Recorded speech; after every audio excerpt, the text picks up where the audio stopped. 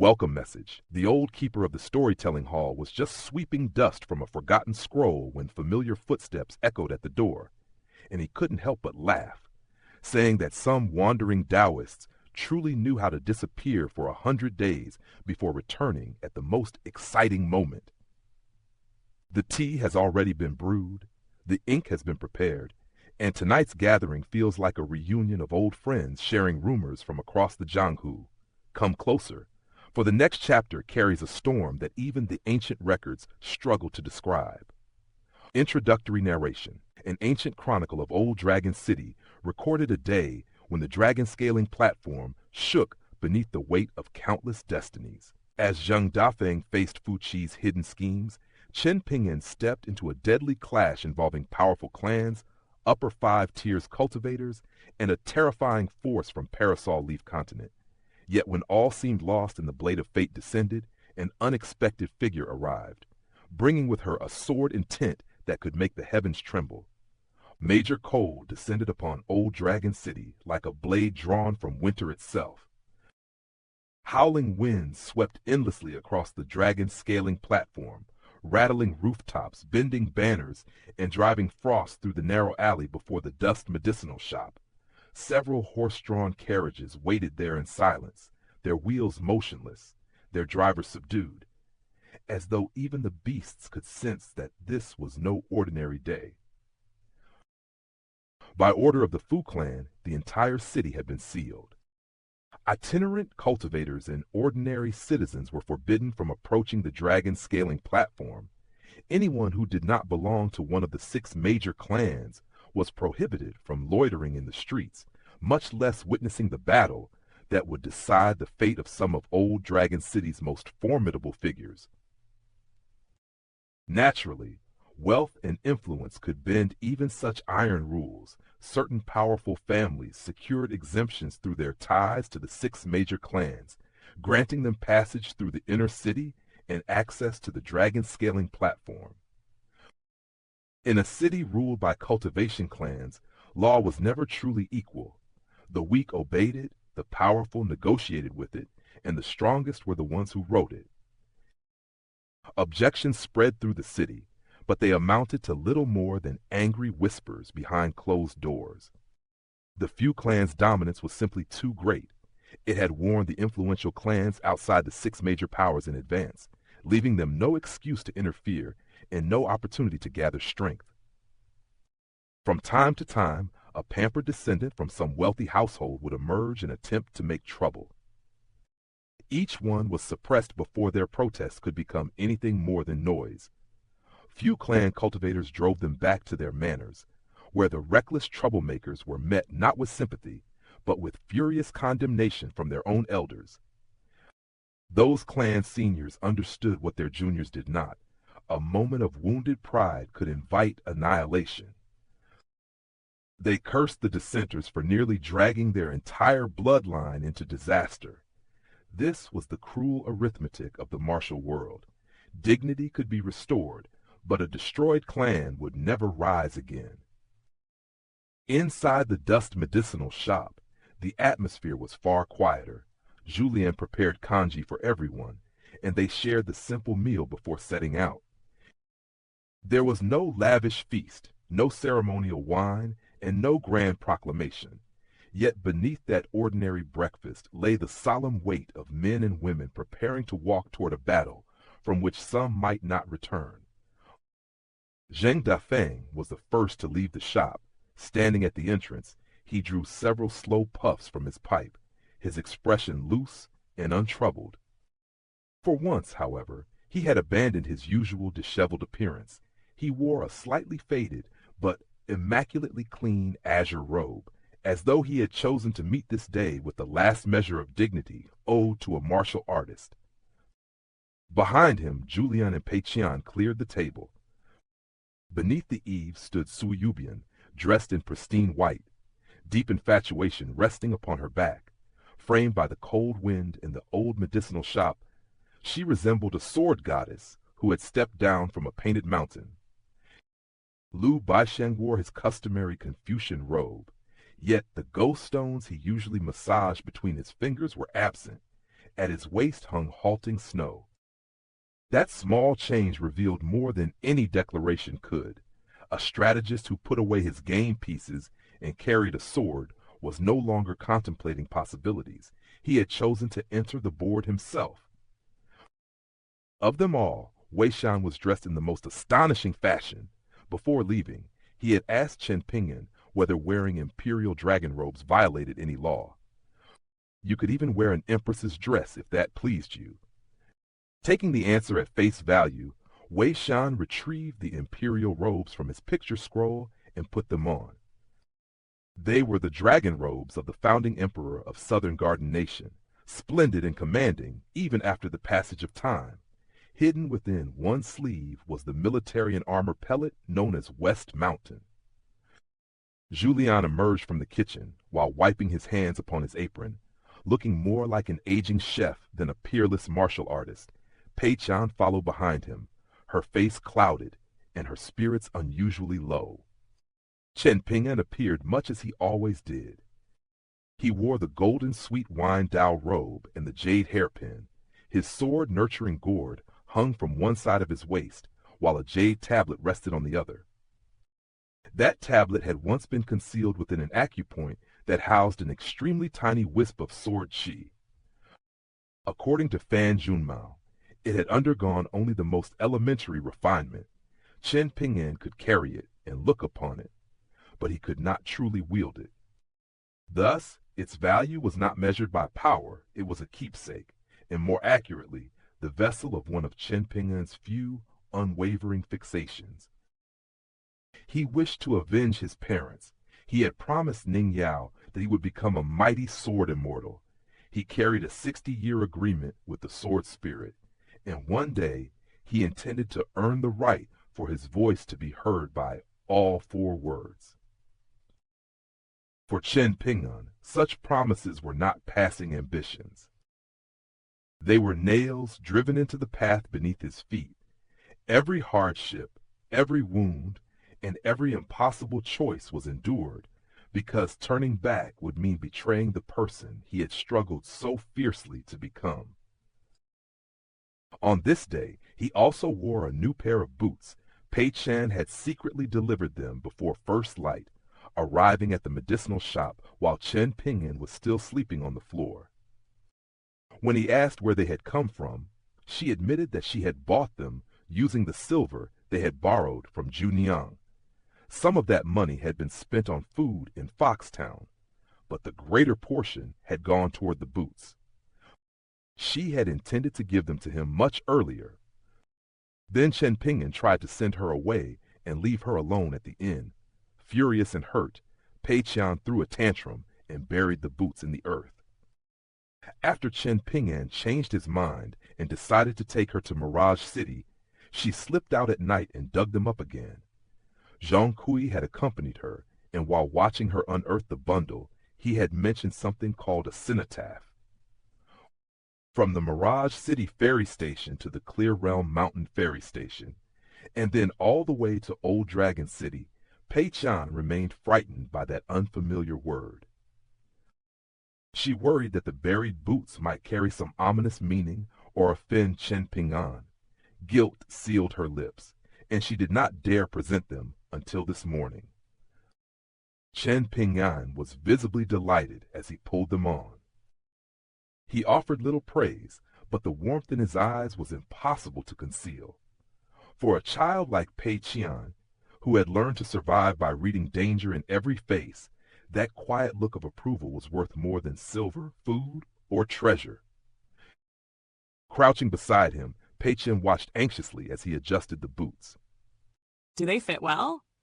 Chen Ping'an nodded. He rose, jumped several times, and tested the soles against the floor. The boots fit well. Then, without softening his tone, he told Pei Qian that she would remain at the dust medicinal shop with the yin soul rather than accompany him to the dragon scaling platform. He warned her that the yin soul would eventually leave the shop as well. Even so, she would remain safe as long as she did not step beyond its doors. Pei Qian was deeply disappointed. She had practiced her deranged demon sword techniques every day in preparation for this occasion, In her mind, all those fierce swings and dramatic stances had surely earned her a place beside Chen Ping'an. Yet she could see that he was entirely serious. There was no room for bargaining. She lowered her head and reluctantly agreed. Chen Ping'an's refusal was not a judgment on her courage. It was the choice of someone who understood that bravery without sufficient strength merely gave death another victim. Chen Ping'an then turned toward Zheng Dafeng with a smile. "So, what will it be? Shall we set off?" Zheng Dafeng drew one final, long breath from his pipe. Smoke curled before his face, briefly veiling his eyes. Then he fastened the pipe at the back of his waist and strode beyond the threshold. "Let's go." With those words, Chen Ping'an and the others departed from the dust medicinal shop and climbed into the carriages sent by the Fan clan. Neither Fan-er nor Ma-ji accompanied the carriages. Fan-er had visited the medicinal shop earlier, sharing wine with Chen Ping'an upon the rooftop. During that meeting, Chen Ping'an had firmly warned him not to come anywhere near the shop on the day of major cold. Fan-er understood the severity of the situation and promised that he would not act recklessly. Friendship in the martial world was often proven not by charging into danger together, but by knowing when one's presence would become a burden rather than aid. After the carriages departed, Pei-chan carried a small stool to the entrance of the medicinal shop. She sat down, wrapped both arms around her knees, and stared toward the empty alley. Her trusted hiking pole lay beneath her feet. She rolled it slowly back and forth beneath the soles of her shoes. An oil paper umbrella leaned against the doorway beside her, close enough to seize in an instant. Chen Ping'an had ordered her to keep it nearby at all times, even within the supposed safety of the shop. The Yin soul surnamed Zhao had not yet departed. Whenever Zheng Dafeng snapped his pipe, the Yin soul could immediately appear beside him. Revealing such a hidden piece too early would only give the Fu clan time to devise a countermeasure, so he remained concealed. This was not merely a contest of cultivation, it was a battle of information. Every concealed expert, every unrevealed treasure, and every delayed move could alter the balance at the decisive instant. In struggles between great powers, showing one's full hand too soon was often more fatal than lacking strength. The coming confrontation on the dragon scaling platform was destined to be remembered for generations. Those permitted to stand upon it were among the most powerful figures in the entire city. The Yin soul turned toward the small figure sitting at the doorway. "Are you worried about Chen Ping'an?" Pei-chan shook her head without hesitation. My father is so strong, nothing bad will happen to him. The Yin soul smiled faintly. "He is certainly strong, though he is also rather foolish. This affair clearly has nothing to do with him, yet he insists on stepping into it." To his surprise, Pei-chan did not erupt in anger. Her voice fell quiet instead, carrying an honesty that seemed too heavy for someone so young. My father isn't foolish. He is only too kind for his own good. Otherwise, he wouldn't bring me along. All I do is waste his money. He is so rich, yet he is terribly stingy. He never wastes money on anything. If he could, he would split a single copper coin into pieces before spending it. The more she spoke, the more dejected she became. She drew the yellow treasure pagoda, demon-suppressing talisman from her sleeve and slapped it onto her forehead. Then she tilted her head back and blew upward, making the talisman flutter before her face. Her faith in Chen Ping'an was absolute, but beneath it lay the fear that she herself was unworthy of his kindness. That fear explained why the boots mattered so much. They were not merely a gift. They were her clumsy attempt to prove that she could give something back. Meanwhile, 3 horse-drawn carriages rolled from the inner city toward the outer city. In the leading carriage sat Zheng Dafeng, his eyes closed as though resting. He was already exerting every shred of control to suppress his fist intent, yet it still threatened to spill from his body. Whenever a wheel struck even the smallest bump, a burst of invisible force escaped like thunder beneath the skin, only to be seized and dragged back under control an instant later. Zheng Dafeng's greatest struggle had already begun before he reached the platform. His power was not absent, it was overflowing. The danger lay in containing it until the precise moment when one released fist could decide life and death. Chen Ping'an had initially intended to share a carriage with Zhu Lian, but Sui Yubian entered first. Zhu Lian could only leave him to her and join Wei Shan and Lu Baishan in another carriage. Inside the carriage, Chen Ping'an and Sui Yubian sat opposite one another. Deep infatuation rested across her lap, its scabbard separating them like a silent boundary. Did your opinion of Lu Baixiang change because he was the first to reveal the phrase given to him? And do you dislike me because you sensed the killing intent I showed you at the border inn? Chen Ping'an did not answer either question. Instead, he raised one of his own. The old Taoist priest assured me that all four of you would remain absolutely loyal after emerging from the picture scrolls. Did he alter your minds to guarantee it? After a moment of reflection, he continued, answering his own suspicion. I don't believe that is what happened. You once revealed killing intent toward me, and all four of you have always seemed like living, breathing people.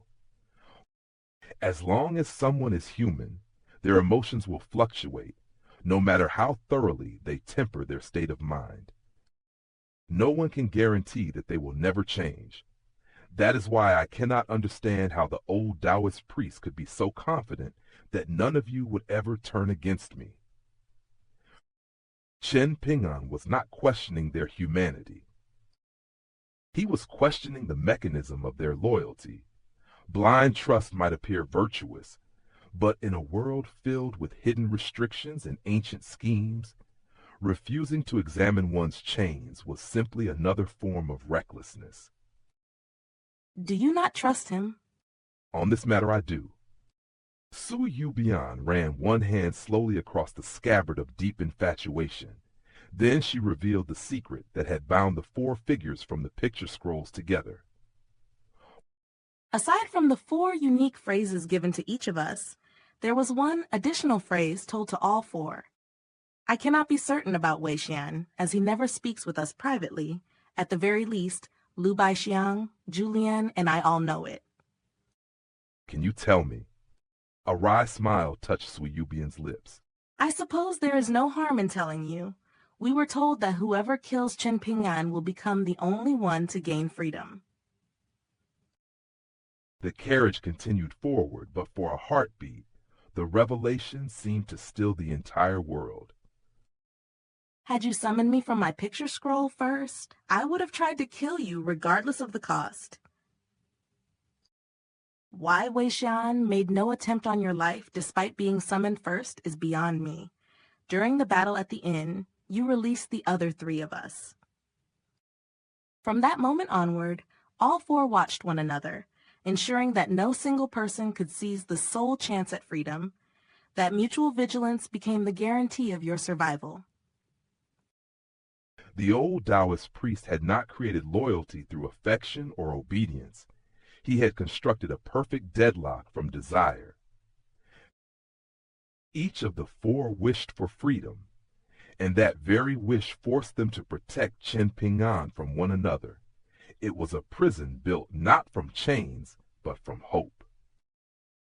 Chen Ping'an's brows drew together as he recalled Wei Shan's earlier words. At the mountain temple, Wei Shan personally told me that if I died, all of you would die as well. Doesn't that contradict what you have just said? Sui Yubian smiled, though there was little warmth in it. Then either Wei Shan lied to you, or the master of the Lotus Flower Blessed Land had already foreseen that Wei Shan would be summoned first and deliberately withheld the promise of freedom from him. Whatever the truth concerning Wei Shan may be, Lu Baixiang, Julian, and I will not allow anyone among us to kill you. Should one of us attempt it in secret, The other two will hunt that person until one side is destroyed. None of us is willing to surrender our own chance at freedom. You once reached the pinnacle of the lotus flower blessed land, so you should understand that freedom is not a casual desire for people like us. Chen Ping'an did not argue over what freedom meant to them. He merely released a quiet sigh. No wonder people say the heavens can never be outwitted. No matter how carefully one schemes against them, one always remains a step behind.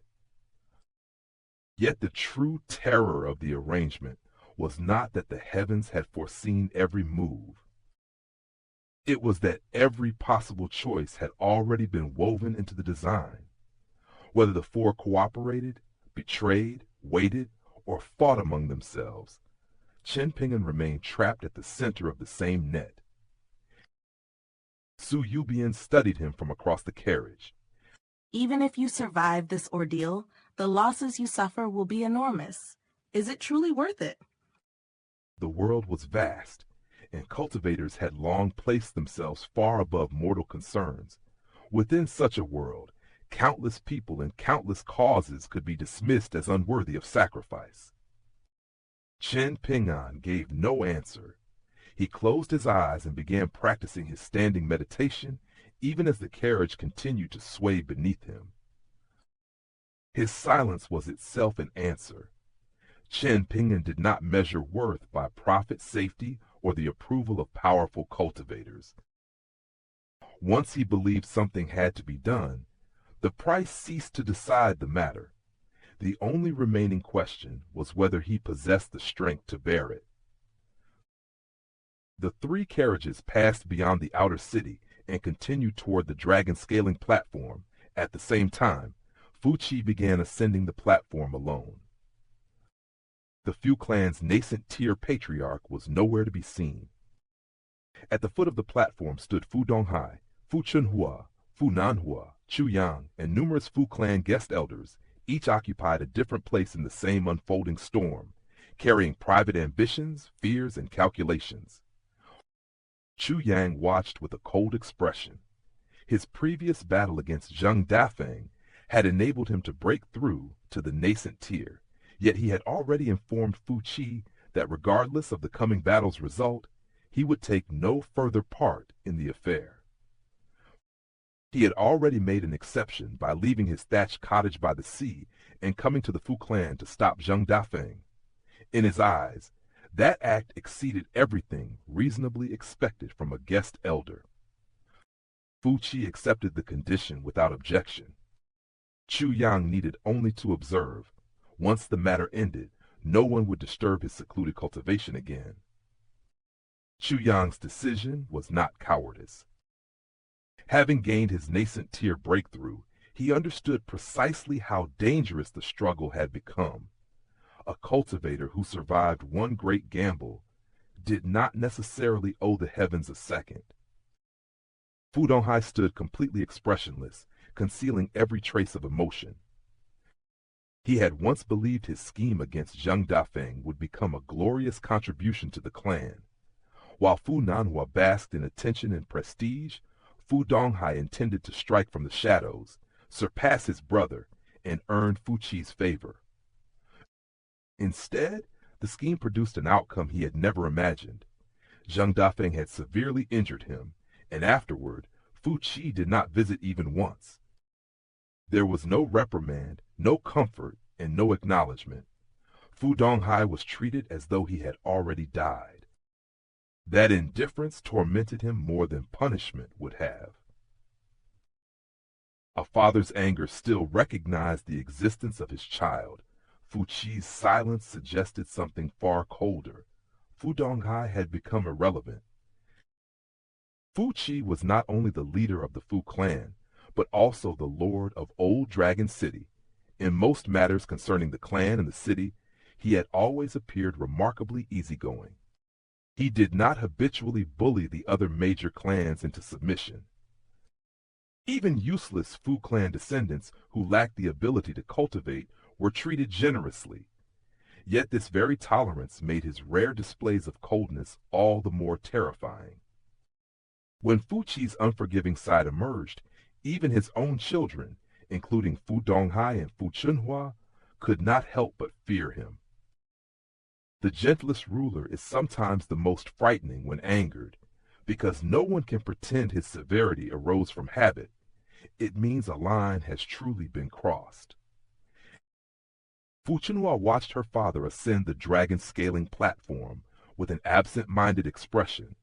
Her thoughts returned to the occasion when Fu Chi had taken her to meet Zheng Dafeng.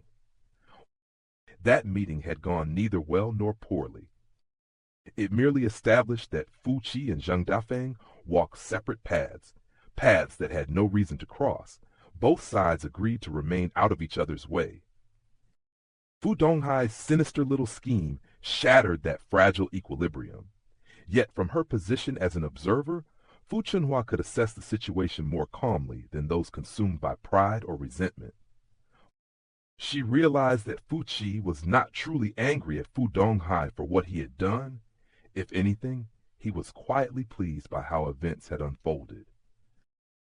Fu Chi had long since abandoned his expectations for Fu Donghai, yet through his blunder, Fu Donghai had unknowingly provided the catalyst for a sequence of events. Fu Chi had wished to set in motion, but had never found the proper opportunity to begin. Fu Donghai believed he had acted as a schemer, but in truth he had become another man's opening move. This may be the chapter's sharpest reminder that ambition without vision does not make someone a player. It merely makes them a useful piece. Among the three siblings, Fu Nanhua appeared the most bored and detached. In his mind, the outcome was already certain. Zheng Dafeng would die upon the dragon-scaling platform. There was nothing more to consider. His thoughts drifted instead toward the woman of the Zhang clan whom he had recently married. On their wedding day, the two had spoken openly and laid out the terms of their marriage. Fu Nanhua found those terms entirely acceptable. Contrary to the rumors, his new wife was not hideous. Her appearance was at least comparable to Jin Su of Osmanthus Island, for whom Fu Nanhua had once harbored affection. Even so, he had no intention of becoming physically intimate with her. On their wedding night, an elderly maidservant from the Zhang clan stood in the corner of the room, observing his every movement like a hawk watching prey. The old maidservant was a seasoned nascent-tier swordswoman. Fu Nanhua naturally had no courage to cross her. He merely glanced at his newlywed wife and immediately received a freezing glare from the maidservant. After that warning, Fu Nanhua obediently kept his distance from both women, visiting them only when absolutely necessary. To her credit, the Zhang clan woman honored every part of their agreement. She even paid the expenses whenever Fu Nanhua went drinking with his companions. Fu Nanhua considered the arrangement exceptional and reminded himself to remain satisfied. The marriage had never been about affection. It was a ceremony marking the alliance between the Fu clan and the Zhang clan. As long as he possessed sufficient wealth, he believed he could still find several women in Old Dragon City whose beauty rivaled that of his wife. While Zheng Dafeng approached a battle that might claim his life, Fu Nanhua remained preoccupied with comfort, appearances, and convenience. That contrast is deliberate. One man was prepared to stake everything upon the platform. The other had inherited so much security that he could no longer recognize danger until it stood before him. And when certainty becomes arrogance, the heavens often need only one unexpected fist to shatter it. At the foot of the dragon-scaling platform, the great clans of Old Dragon City had already taken their places. The Ding clan stood at the center, flanked by the Fang clan and the Hao clan, as though three old powers had drawn invisible borders across the earth. Yet Du Yan, the direct disciple of Parasol Leaf sect and the Ding clan's greatest backer, was nowhere to be seen. To the three clans, his absence was an unexpected blessing. Without that towering presence pressing down upon them, their conversation flowed more freely. No one had to weigh every syllable, fearing that a careless remark might offend a disciple of a sect powerful enough to shake an entire continent. Parasol Leaf sect was not merely a dominant force. It was so formidable that the continent beneath it bore its name. Even if every major clan in Old Dragon City joined hands, they still could not hope to contend with it. And such an alliance would never exist in the first place. The clans of Old Dragon City had spent generations competing for wealth, territory, reputation, and fortune. Before an outside enemy could unite them, their own suspicions would tear the alliance apart. Eastern Treasured Vile Continent was the smallest of the 9 continents. Parasol Leaf sect, meanwhile, stood at the summit of Parasol Leaf Continent. The difference between them was not a mere gap in strength. It was a gulf between 2 worlds. The Fang clan and Hao clan were secretly relieved that Du Yan protected the Ding clan only because he had married a woman of their bloodline. Had the connection between the Ding clan and Parasol Leaf sect run any deeper, every other major clan in the city would have been forced to sleep with one eye open. Of the 3 clans, the Fang clan was presently in the most miserable state. Their manor had nearly been demolished by Zheng Dafeng, and the humiliation still hung over the clan like smoke after a battlefield fire. Yet the young Fang clansman whose actions had helped provoke the disaster showed no trace of shame or restraint. His face was bright with anticipation as he chatted animatedly with a friend from the Hao clan. How could he not be delighted? In his mind, the madman from the dust medicinal shop was about to be beaten to death before the eyes of the entire city. He had already prepared a mountain of silver for a grand celebratory banquet. Once he returned to Old Dragon City, he intended to drag every female employee of the dust medicinal shop, regardless of age or appearance, into the lowest brothels of the city. Even after Zheng Dafeng crossed into death, the young man planned to continue taking revenge upon everything the man had once protected. This was no longer a desire to restore clan honor. It was the cruelty of someone who believed victory had already been guaranteed, and therefore felt free to punish the helpless. Such arrogance often flourishes brightest in the final moments before fate turns its blade. Far from the Ding, Fang, and Hao clans stood the Sun clan and Fan clan. Very few of their members had come to witness the battle. Sun Jiashu was absent. The Fan clan had dispatched only an old man from its ancestral hall, accompanied by a handful of talented side-branch clansmen. Then 3 horse-drawn carriages rolled into view. The crowd did not point. No one jeered. Even the Fang clan's triumphant young man fell silent, his smile vanishing as though cut from his face. Whatever their private temperaments, everyone present represented a clan. To behave like a street hooligan here would not merely disgrace an individual, it would stain the ancestral name carried on their backs. Not one clan had brought hovering pavilions, miniature flying ships, or other immortal artifacts to watch the battle from the sky. All remained obediently at the foot of the platform, relying on enchanted picture scrolls to observe what would unfold above. No command had been issued, yet no one dared suggest otherwise. This was the power of reputation refined over thousands of years. The Fu clan did not need to bare its fangs. The survival instincts of Old Dragon City had already taught everyone where not to stand. The 3 carriages stopped near the foot of the dragon scaling platform. Members of the Fu clan watched with mocking expressions, but none dared leap forward to provoke Zheng Dafeng. A careless insult could earn them death. Worse still, it would embarrass the Fu clan. If they died after shaming their own family, no one from the Fu clan would avenge them. Zheng Dafeng stepped down from the carriage and climbed the platform alone. He left no final words for Chen Ping'an or the others, no heroic declaration, and no backward glance. That silence suited him better than any farewell. A man walking toward possible death has no need to decorate the road with empty courage. Chen Ping'an surveyed the surrounding clans only briefly. His gaze soon returned to the stone staircase, following Zheng Dafeng's solitary ascent. In the distance, Fu Nanhua studied Chen Ping'an with open surprise. The dark-skinned boy from Clay Vase Alley had changed beyond recognition.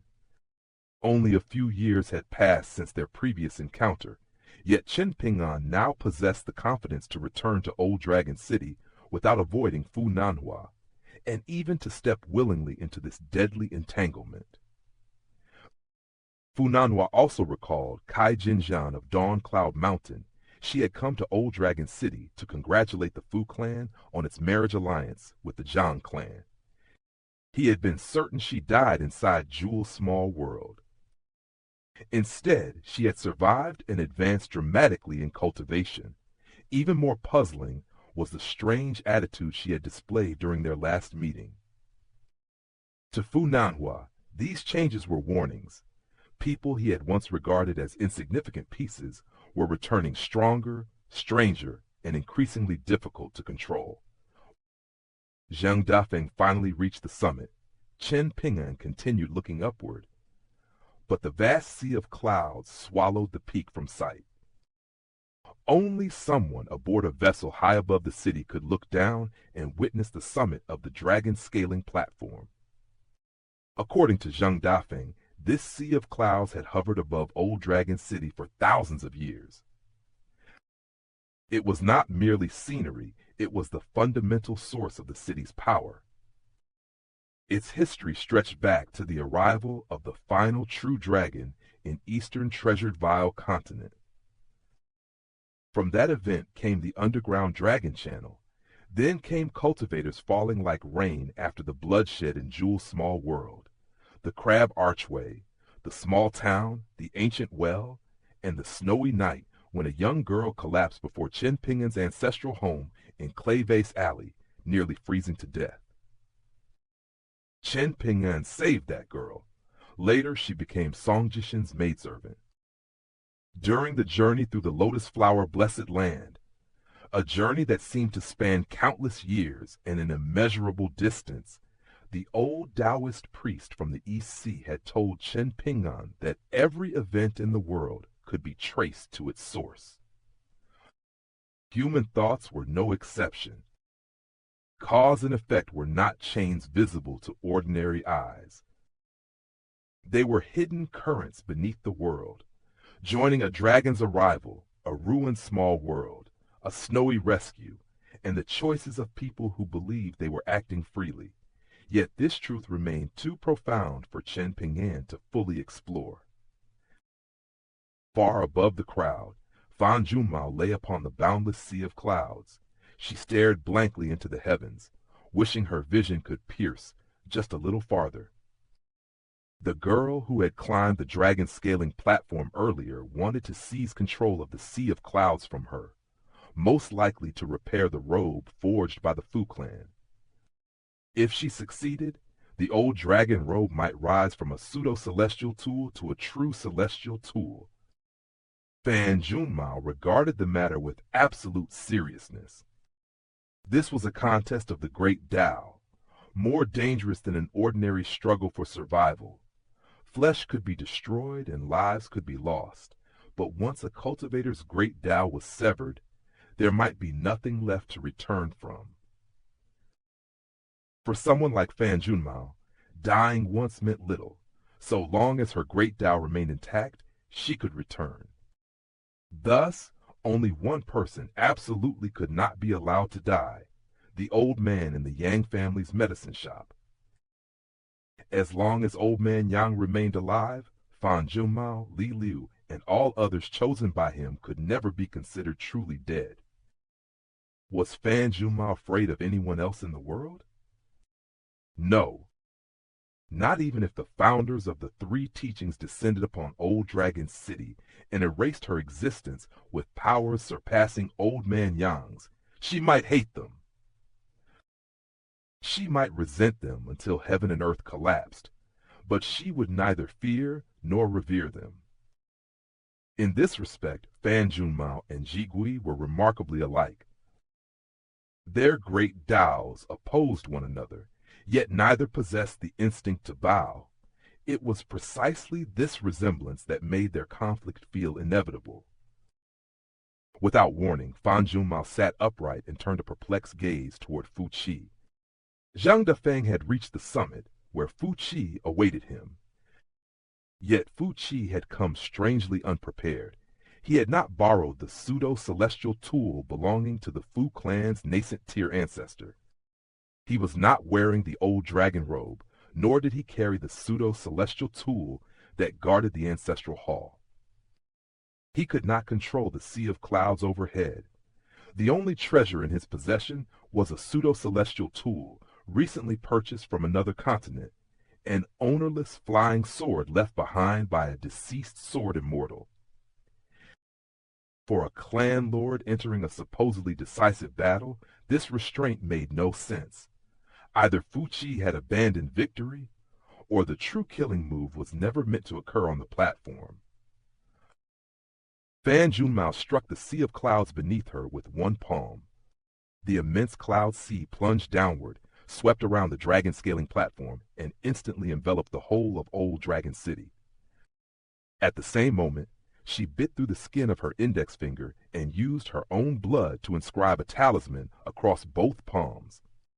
It was an ancient talisman lost for countless years. The modern chi refiner ability to observe mountains and rivers through one's palms was merely a pale imitation of this forgotten art. When the final stroke was complete, Fan Junmao's complexion had turned pale. She pressed her palms together, then violently spread her arms apart. Images flickered across her hands, appearing and vanishing faster than swordlight. She stared into them, searching for the hidden threat. The Fu clan's ancestral hall. The Sun clan's ancestral residence, the Dust Medicinal Shop. Scene after scene flashed past. Then the vision stopped upon an elderly figure standing atop the outer city wall. The blood talisman shattered instantly. The flesh of Fan Junmao's palms tore open. Blood surged into her throat, but she forced it back down. In that single divination, she had lost cultivation equivalent to more than 10 years of effort for an ordinary nascent tier earth immortal. She did not care. Her thoughts remained fixed upon the elderly figure glimpsed in the instant before the talisman collapsed. She could tell that he was at least a 12th tier chi refiner. Could it be that old monster from Parasol Leaf sect? Fan Junmao was usually indifferent even when mountains collapsed before her. Now, however, her brows drew tightly together. If Fu Qi killed Zheng Dafeng on the dragon scaling platform, then Zheng Dafeng could blame only himself. But if he survived the duel only to be ambushed by an outsider afterward, that was an entirely different matter. Old Dragon City had always been her territory. Yet was Zheng Dafeng, a man she did not even particularly like, worth sacrificing Fan Junmao's life to protect? The question sounded like a choice, but it was not. Her pride, her territory, and her great Tao had already been dragged into the matter. Whether she admitted it or not, the outsider on the wall had challenged more than Zheng Dafeng's life. Fan Junmao lay back upon the clouds and silently weighed her options. Objectively, there were none. She closed her eyes and released a faint sigh. At the very least, she had decided not to watch Zheng Dafeng die. Suddenly, the entire dragon-scaling platform began to tremble. The waters of the East Sea and South Sea roared against the shore. Waves surged like armies charging a fortress, only to be suppressed by the mystical abilities of the Earth Immortals stationed throughout the city. Not far from the island ferry station, a young daoist stood upon a gigantic golden gourd floating over the sea. A broad smile stretched across his face. Chen Ping'an's oil paper umbrella could conceal his aura, and had once preserved his life. Yet the same concealment prevented his backers from divining his location and sending reinforcements in time. A treasure that hid him from enemies also hid him from allies. Its greatest strength had become its most dangerous weakness, a double-edged blade that cut according to circumstance rather than loyalty. The young Taoist looked toward Old Dragon City with unconcealed delight. In his eyes, Chen Ping'an had finally offended the one man on Parasol Leaf Continent who could not be offended. Had the enemy come from Jade Tablet Sect, Planchette Writing Sect, Peace and Tranquility Mountain, or almost any other faction, even another expert of Parasol Leaf Sect, Chen Ping'an might still have found a path through. The Taoist acknowledged that Chen Ping'an possessed many hidden methods. Against anyone at the same cultivation base, he had little to fear. He might even survive a clash with a Golden Core or nascent tier Earth Immortal.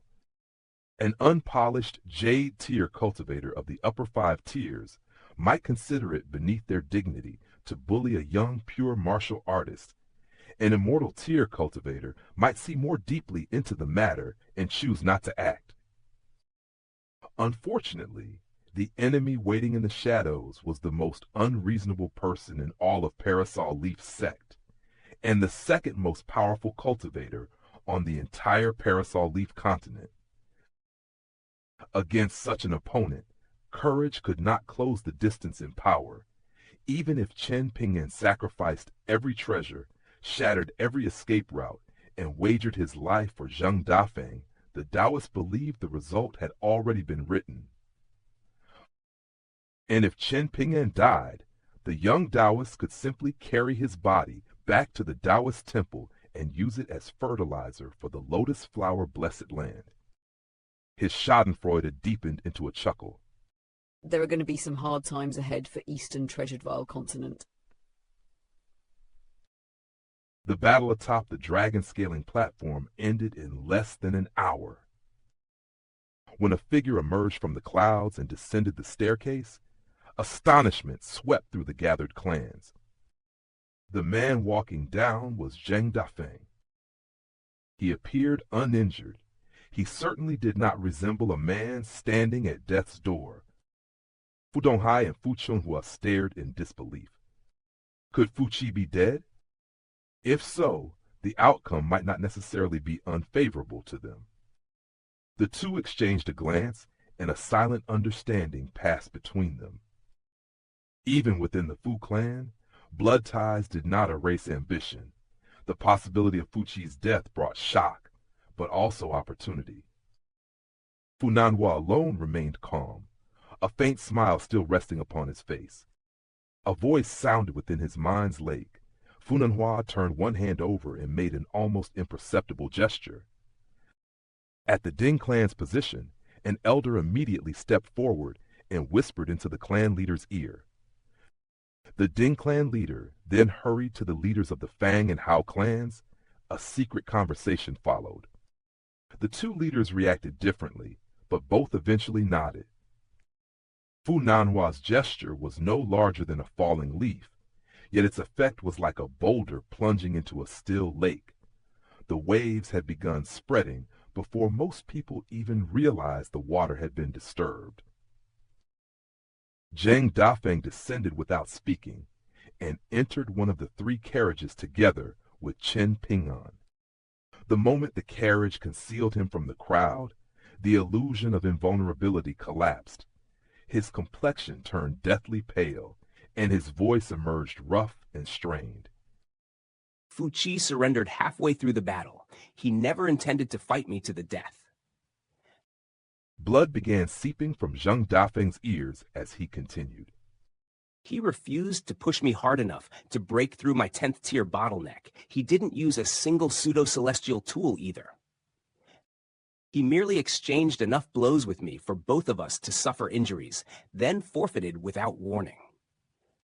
That means we'll definitely be attacked before we reach the medicinal shop. Decide now, Chen Ping'an. Will you leave the carriage here or return with me? Fu Qi's surrender revealed the true design. The duel had never been intended to kill Zheng Dafeng. It had merely weakened him, preserved the Fu clan's public dignity, and delivered him into an ambush where another hand could finish the work. Chen Ping'an answered without hesitation, his tone as steady as stone beneath running water. Fuchi may be a shameless scoundrel, but I still value my dignity. Zheng Dafeng tilted his head and wiped away the blood flowing from his ears. Despite the pain, he laughed. Do you actually believe that? If dignity mattered so much to you, would you have delivered letters around town every morning for a few copper coins? Why would that be shameful? I performed work and received payment. To Chen Ping'an, dignity had never meant standing above ordinary labor. It meant refusing to betray the principles by which he had chosen to live. Carrying letters for coins was honest. Abandoning a companion to save himself was another matter entirely. A bitter smile appeared on Zheng Dafeng's face. Do I have to beg before you'll leave? Even if you beg, I'm not going anywhere. Zheng Dafeng leaned back, thoroughly defeated, not by a fist, but by the stubbornness of the young man before him. What in the world are you trying to accomplish? Chen Ping'an hesitated for a moment before revealing what had been troubling him. The breakthrough I made during my last stay in Old Dragon City was strange. At the time, I couldn't understand what had happened. But after returning from the Lotus Flower Blessed Land, the moment I entered Old Dragon City again, my instincts warned me that a sinister force was hiding inside my heart. If I leave, that force will immediately break free and wreak havoc. Perhaps this is the inevitable tribulation I must endure for defying heaven and reconstructing my bridge of immortality. When I crossed the stone arch bridge, I thought heaven and earth had finally accepted me. Now I understand that feeling was only an illusion. In truth, majestic world has finally turned its attention toward me. If I flee today, I may spend the rest of my life fleeing. Reconstructing the bridge of immortality had allowed Chen Ping'an to reclaim a path that should have remained broken. Yet going against the natural order carried a price. His present danger was not merely an ambush by powerful cultivators. It was a confrontation with the consequences of defying heaven itself. Zheng Dafeng believed his explanation. Even so, he remained convinced that Chen Ping'an was using it as an excuse to stay. Even if that's true, don't throw away your life because of me.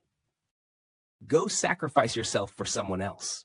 I probably won't survive today, so don't make me owe you such an enormous favor before I die. Go to Lier. Go find your friend Liu Xianyang. Just don't remain here and die for nothing. Beneath the sarcasm and rough language, Zheng Dafeng was trying to save Chen Ping'an. He had accepted the possibility of his own death, but he could not accept dragging another person into the grave beside him. Chen Ping'an pointed toward Zheng Dafeng's eye. Your eye is bleeding. You weren't especially handsome to begin with, so clean yourself up. Otherwise, no woman will ever take an interest in you. Honestly, the girl who worked for you must have had terrible taste. Even she wouldn't like you anymore if she saw you in this state. Caught between annoyance and amusement, Zheng Dafeng sent a light kick toward him. Chen Ping'an casually swatted the foot aside. Their joking did not erase the danger. It revealed how both men chose to face it. Zheng Dafeng hid concern beneath mockery. Chen Ping'an answered fear with ordinary conversation, refusing to let impending death dictate the final shape of the moment. The three carriages turned toward Old Dragon City and began the journey back. Each coach driver was a Fan Clan servant who had sworn a death pledge. None showed panic. Their hands remained steady upon the reins, and their faces were calm. They knew an ambush waited somewhere on the road ahead.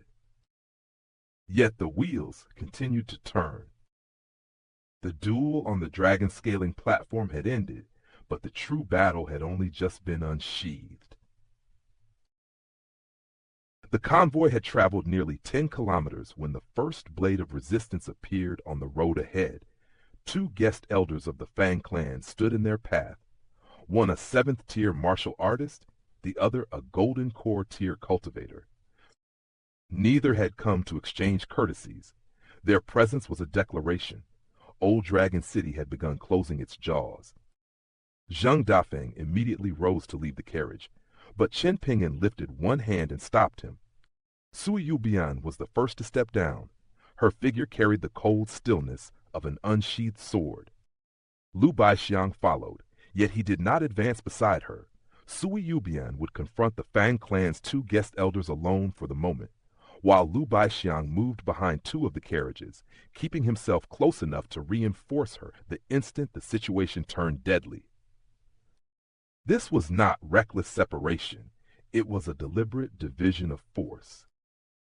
Every expert left behind would delay one more enemy, preserve one more carriage, and buy Chen Ping'an and Zheng Dafeng another fragment of distance.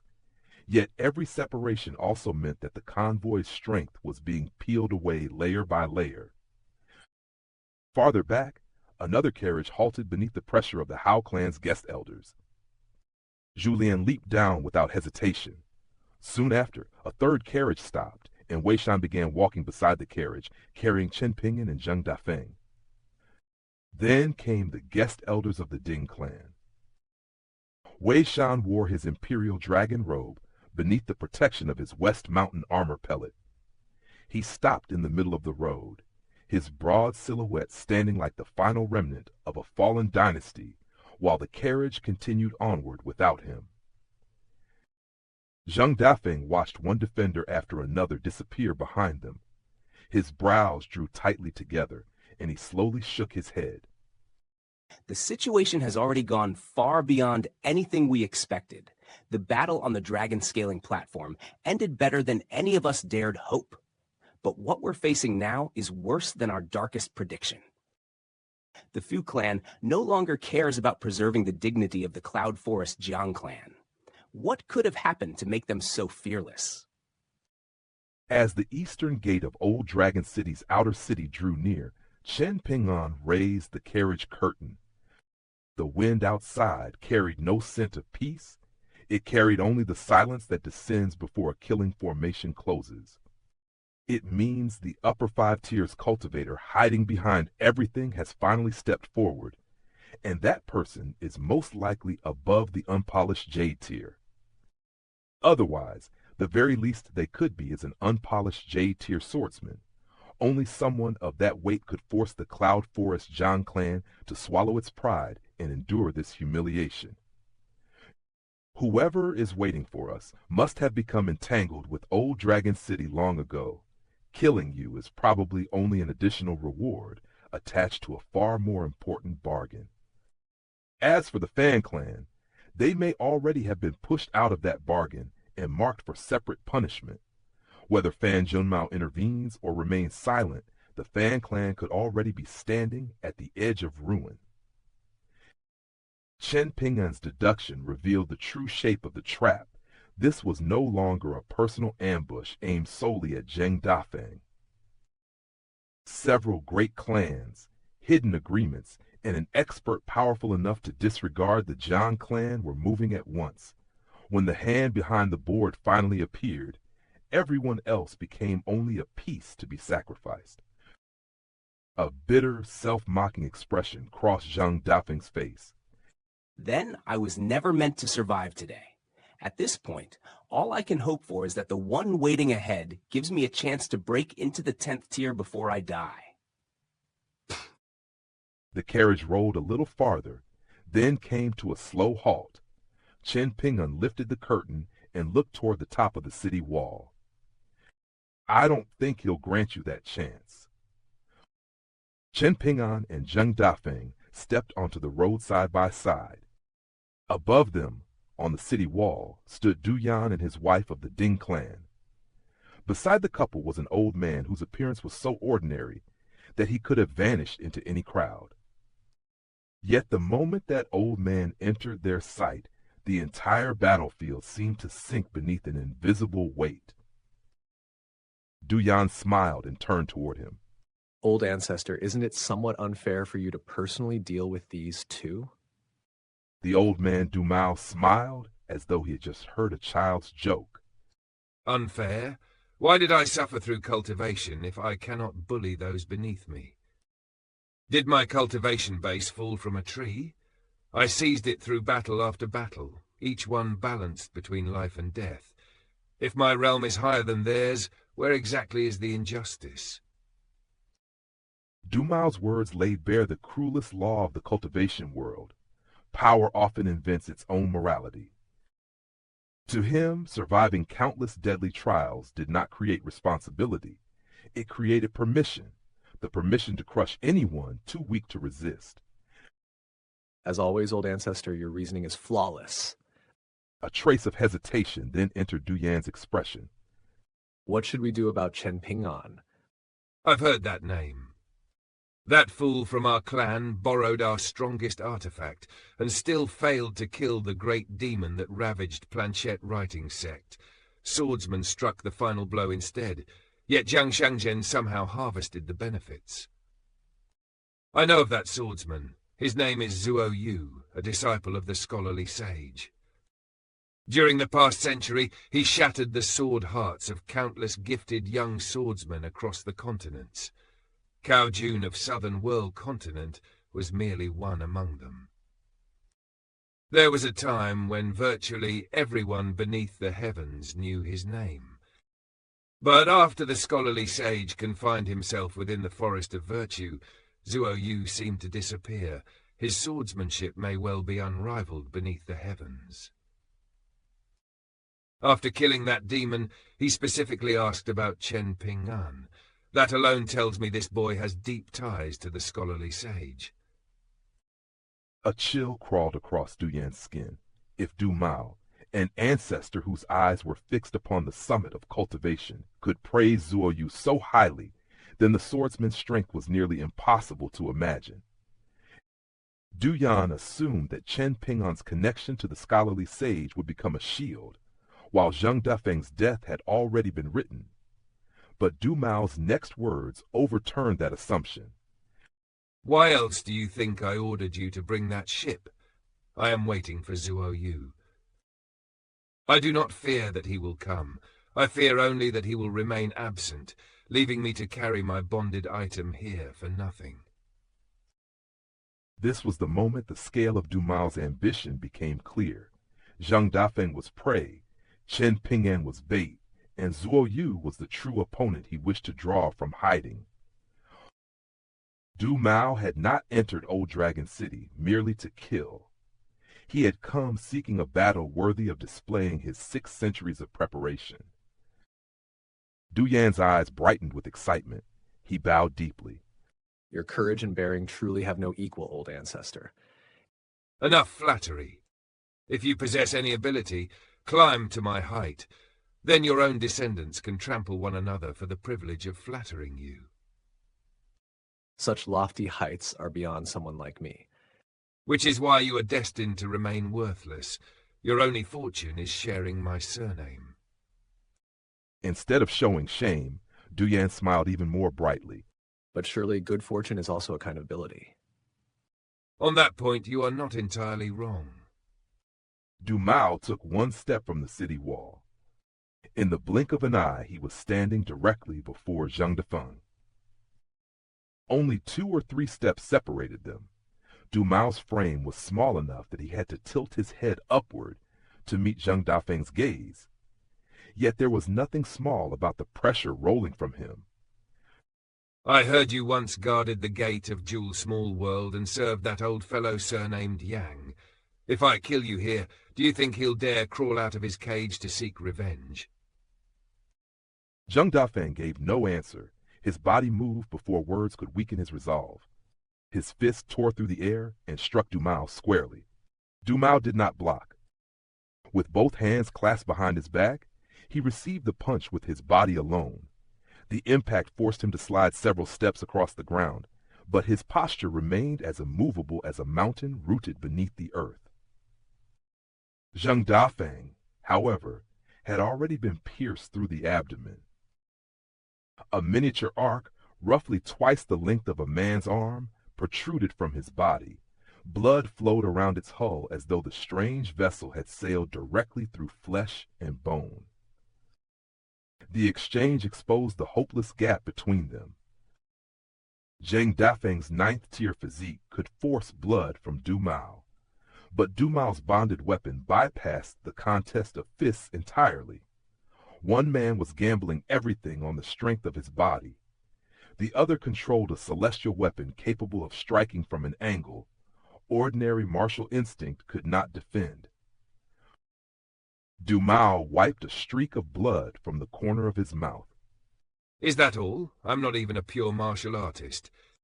Aren't martial artists always boasting that a chi refiner's body is fragile as paper? Your punch has not convinced me. He flicked the blood from his fingers and pointed toward the arc embedded in Zheng Dafeng's abdomen. For clarity, that is not a swordsman's bonded flying sword. I despise swordsmen more than anyone. They do little besides flaunt themselves, and those so-called sword immortals are the most insufferably arrogant of all. Whenever I see them, I want to tear out their eyes and shove them where the sun cannot reach. Yet by the time I possessed enough strength to do so, I had risen high enough that the world's rules trapped me inside an even larger cage. Tell me, how could that not be infuriating?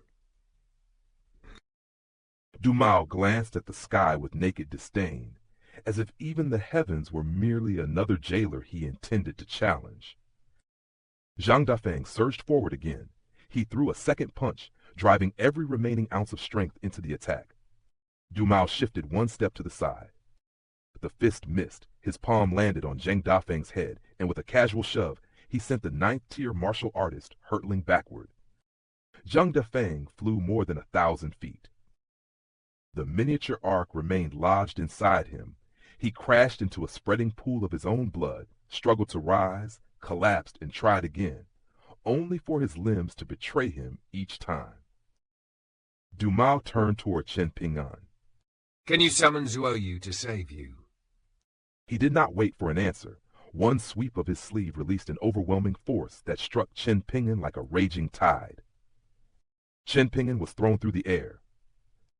He twisted his body in mid-flight, turned the uncontrolled fall into a drifting arc, and landed with one foot driven deep into the earth. Only then did he finally halt his retreat. A faint trace of surprise appeared on Du Mao's face. You are more capable than I expected. Perhaps you even have the potential to become something other than completely useless. Unfortunately, your surname is not Du, so there will be no loss if you die. Du Mao raised one hand and lowered it with almost insulting gentleness. Above Old Dragon City, the sea of clouds split apart. A golden hand, as vast as a mountain, descended from the heavens, covering Chen Ping'an beneath its shadow. Chen Ping'an answered with the rain evaporation technique. Power erupted from his body. Dust and shattered earth exploded across a radius of 1,000 feet, swallowing the battlefield beneath a vast dark cloud. When the dust began to settle, a colossal crater scarred the ground. Chen Ping'an climbed the slanted slope step by step until his bloodied figure once again entered Du Mao's sight. Surviving the Golden Hand was not victory. It was proof of Chen Ping'an's foundation, resilience, and combat instinct. Against an ordinary opponent, such endurance could reverse the battle. Against Du Mao, it merely encouraged the old monster to strike harder. Du Mao briefly surveyed the surroundings. It seems Zhuoyu is not your Dao guardian. In that case, no one is coming to save you. Golden sweet wine had already revealed its true form, yet before Chen Ping'an could seize any opportunity, an invisible force caught him and hurled him away as if he weighed no more than a stone. He tumbled in a long arc and smashed into the city wall behind Du Mao. What use is limitless potential? You have not reached the upper 5 tiers. Until then, you are still only trash. Without looking back, Du Mao flicked one finger toward the wall. Cracks spread across the immense structure like black lightning. Chen Ping'an was driven straight through the stone. leaving a massive hole before crashing into the outer city beyond. Du Mao scratched his head and waited. No sword light descended. No hidden guardian appeared. The silence itself seemed to confirm Chen Ping'an's abandonment. At last, Zheng Dafeng forced himself onto one knee. Blood covered his mouth and chest, but he still raised his head. Go ahead and snap that old pipe of yours. I would like to see whether the old man comes personally, or whether he merely throws some petty trick at me from inside Jewel's small world. Zheng Dafeng coughed up a mouthful of blood. Kill me. Let Chen Ping'an go. Du Mao shook his head. If the old man from Jewel's small world stood before me and made that request, perhaps I might consider it. But you... His voice suddenly stopped. Du Mao turned, his brows drawing together for the first time. Chen Ping'an had returned to the enormous breach in the city wall. He could barely remain standing, but one blood-soaked hand was raised above his head, holding a single object for all of Old Dragon City to see. The old maidservant of the Cloud Forest Jiang clan recognized it immediately. Her face darkened. That is the core of an upper 5 tiers beast. If it has been refined for detonation, it could destroy half of Old Dragon City. Fu Nanhua answered with a confident smile. He would never do that. The old maidservant raised an eyebrow. That is precisely how foolish he is. Even if death stands before him, he will not gamble with the lives of countless innocent people. Sun Jiashu released a sorrowful sigh. He knew Fu Nanhua was right. Chen Ping'an would threaten himself, sacrifice himself, and even trade away a treasure beyond price. But he would not slaughter half a city to purchase his own survival. That conviction was both Chen Ping'an's greatest strength and the weakness his enemies understood best. Because he possessed a boundary he would never cross, those without boundaries could predict him, corner him, and use innocent lives as invisible chains around his hands. Sun Jiashu took one step forward, but the Sun Clan's nascent tier ancestor immediately seized his shoulder. Not now. If you intervene, the Sun Clan's entire plan will collapse. Sun Jiashu struggled, but the old man's grip did not move by even an inch. I have allowed you to act recklessly in other matters, but you will obey me today. This concerns far more than your personal feelings. Sun Jiashu opened his mouth to protest. Before a single word emerged, the ancestor struck and rendered him unconscious. At the edge of the shattered wall, Chen Ping'an slowly sat down. I offer this beast core in exchange for Zheng Dafeng's life. The distance between them was vast, but Du Mao heard every word. Amusement surfaced in his eyes. Since when did the life of a 9th-tier martial artist become so expensive? He considered the offer for only a moment. 9th-tier martial artists are uncommon, but they remain less precious than a 12th-tier beast core. Very well, I accept. Du Mao reached across the distance. An unseen force tore the beast core from Chen Ping'an's grasp and delivered it into his hand. He calmly stored it away. Then his smile turned cold. I promised to spare Zheng Dafeng's life. I made no promise regarding his cultivation. His foot descended onto Zheng Dafeng's back. A chain of sharp cracks rang from the martial artist's spine. Zheng Dafeng collapsed, limp and powerless, as though every bone supporting his body had been torn away. Du Mao had honored the wording of the bargain while destroying its meaning. Zheng Dafeng remained alive, but that the cultivation he had earned through a lifetime of hardship had been crushed beneath one foot. This was not mercy, it was domination disguised as fairness. Du Mao turned back toward the broken wall. Now, what will you offer for your own life? Remember, it must be even more valuable than a 12th-tier beast core. Chen Ping'an sat cross-legged upon the ruined stone. Blood covered him so completely that his face could no longer be clearly distinguished. I am rarely this patient, but today I will make an exception. Take some time and think. The miniature vessel under Du Mao's command was no ordinary treasure. It was his bonded celestial weapon, the sword-devouring ark. Its foundation had been forged from the complete carcass of an ancient treasure-swallowing whale. The refinement lasted 600 years, and throughout those 6 centuries, Parasol Leaf Sect poured an immeasurable quantity of resources into its creation. That era was the only period in Parasol Leaf Sect's history when it had been forced to lower its head before Jade Tablet Sect. The disaster began when Parasol Leaf Sect's leader died in an accident while traveling through Middle-earth Divine Continent. With no immortal tier cultivator remaining to stabilize the sect, Parasol Leaf Sect entered a brutal age of decline. During that dangerous transition, Du Mao drained the sect's accumulated wealth to complete his bonded weapon, then sealed himself in seclusion for centuries. When he finally emerged, his first act was not to rebuild alliances or display restraint. He sailed the giant ark to Jade Tablet Sect and challenged an unpolished J-tier sword immortal to a battle of life and death.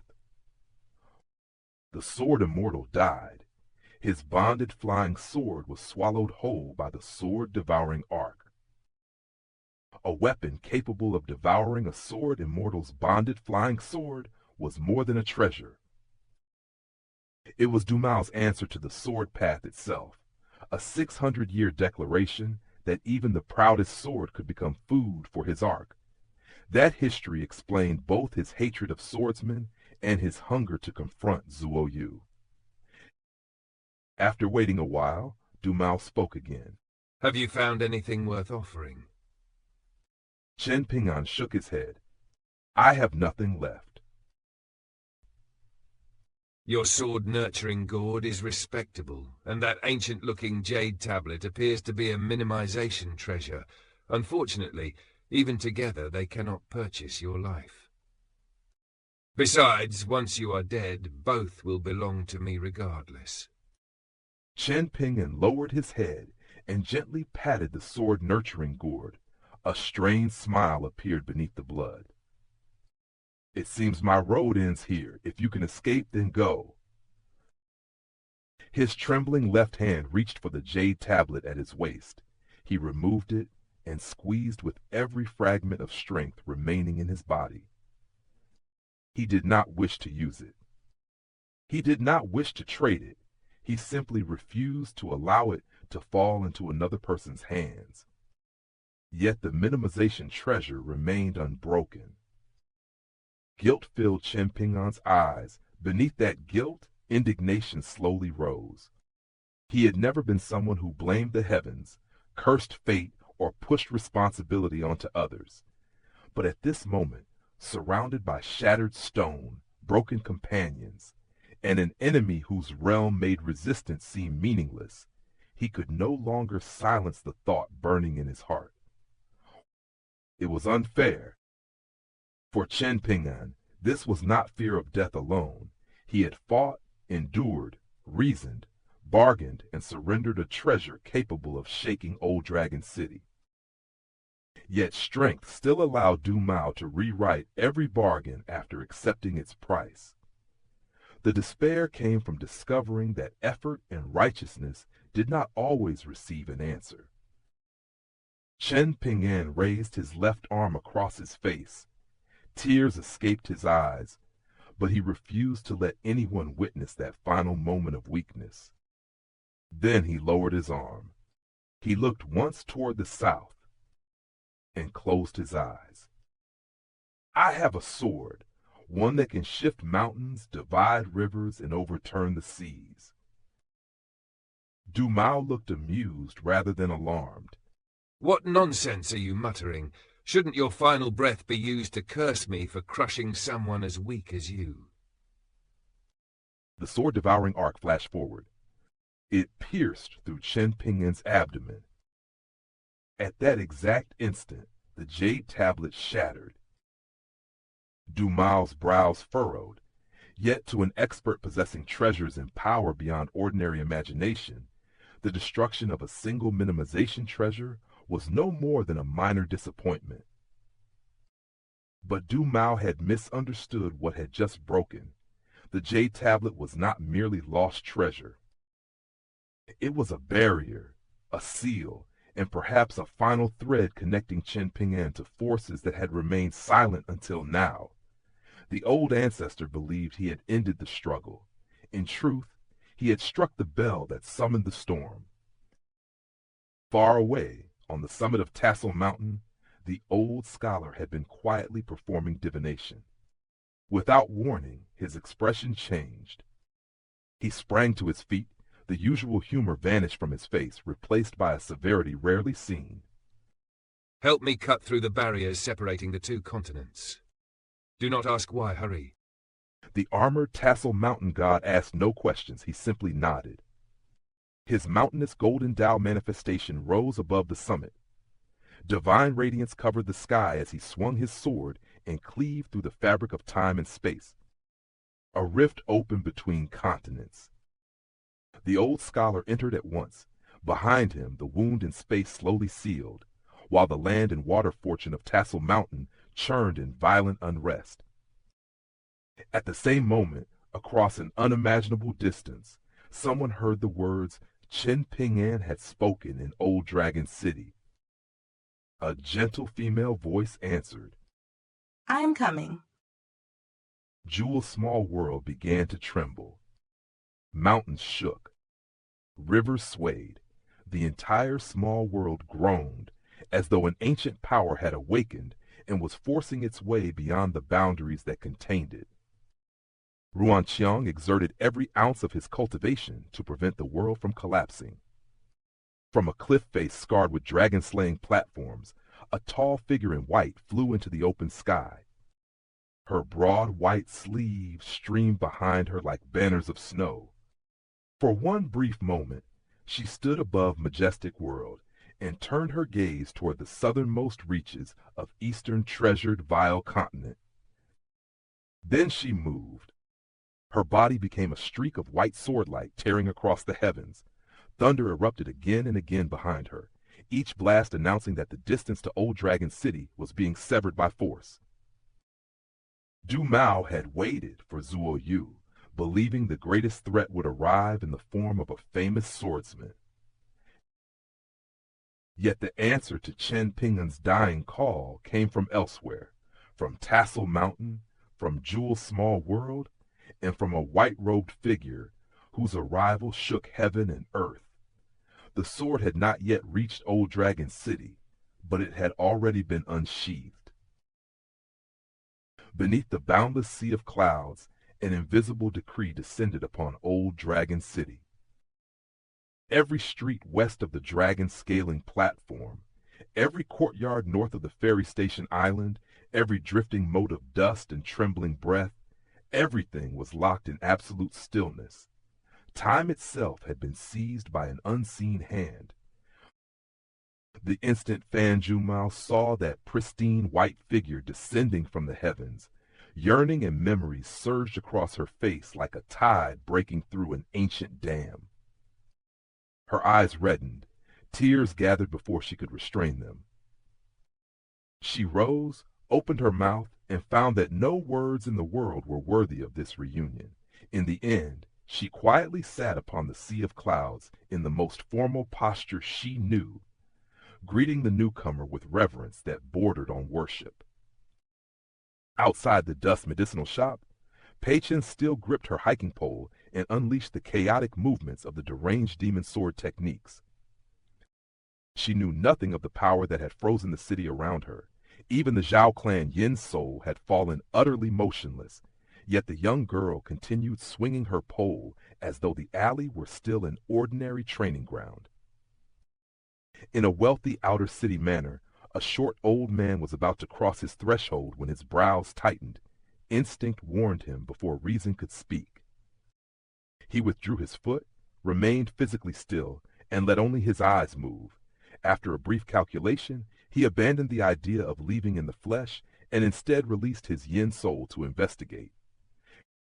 This single decision, revealed the terror of the power covering Old Dragon City.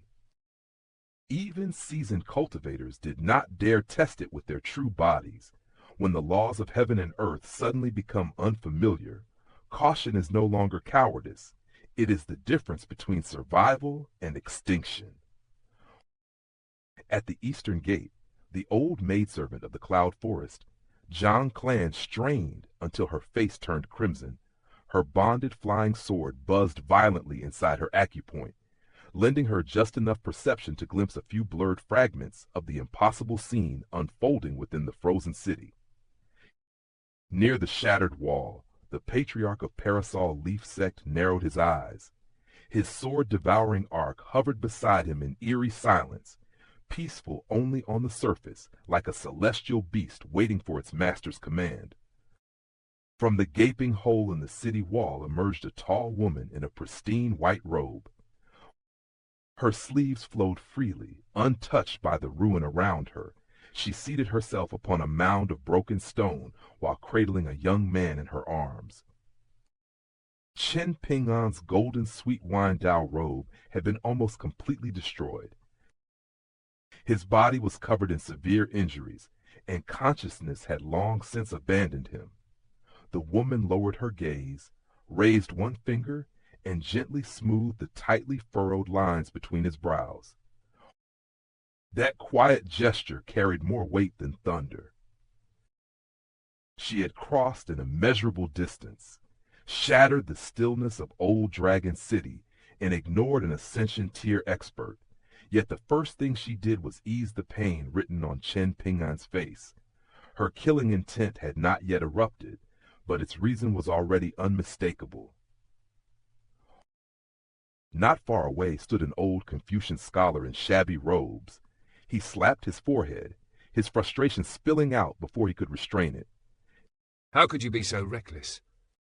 Do you know how hard I had to work to conceal your presence? Just how much of a commotion are you trying to cause? If the tassel-mounting god hadn't done me an enormous favor and allowed me to jump directly to the northern region of eastern treasured vile continent, the whole world would already know that you had arrived. How is Chen Ping'an supposed to cultivate in peace after that? The white-robed woman gave no answer. Faced with her silence, the scholarly sage's anger faltered, and a sheepish expression crept across his face. He sighed, ignored the patriarch of Parasol Leaf Sect as though the Ascension tier cultivator did not exist, and strode toward the edge of the broken wall. He suppressed the fury burning in his chest, raised his head, and shouted into the frozen heavens. Come out! Haven't the two of you been watching this spectacle from beginning to end? Why are you suddenly too frightened to show yourselves? To the north, an indistinct figure condensed from nothingness. He was a middle-aged scholar with a golden jade pendant at his waist, engraved with the words, "Nourishing the Noble Spirit." To the south appeared another blurred scholar, this one elderly. His own golden pendant bore the inscription, "Those in high places should help the less privileged." The middle-aged scholar bowed respectfully toward the scholarly sage. The elderly scholar did not move at all. He did not bow, greet, or even spare the former sage the courtesy of a blink. The scholarly sage drew a long breath. Then he pointed directly at Dumao, patriarch of Parasol Leaf Sect, and fixed the elderly scholar with a furious stare. You are the sage responsible for overseeing the northern region of Parasol Leaf Continent. If a 10th or 11th tier chi refiner wandered across the land, perhaps you could claim that heavenly affairs kept you too busy to notice. But this is an Ascension tier chi refiner. Have you gone blind? How could you fail to notice a lantern this enormous drifting right past your eyes? The elderly scholar remained silent. The middle-aged scholar gave a faint sigh. He had, in fact, received advance notice of Dumao's journey to Old Dragon City, a city within his jurisdiction. The matter concerned the Song clan of the Great Li Empire, Planchette Writing Sect, and Peace and Tranquility Mountain. Before departing Parasol Leaf Sect, Dumao had reported his intentions to the elderly scholar. Yet the journey had been arranged too abruptly for Du Mao to obtain a proper passport from the Confucian schools. Faced with a violation committed by an Ascension tier cultivator, the middle-aged scholar had chosen to turn a blind eye.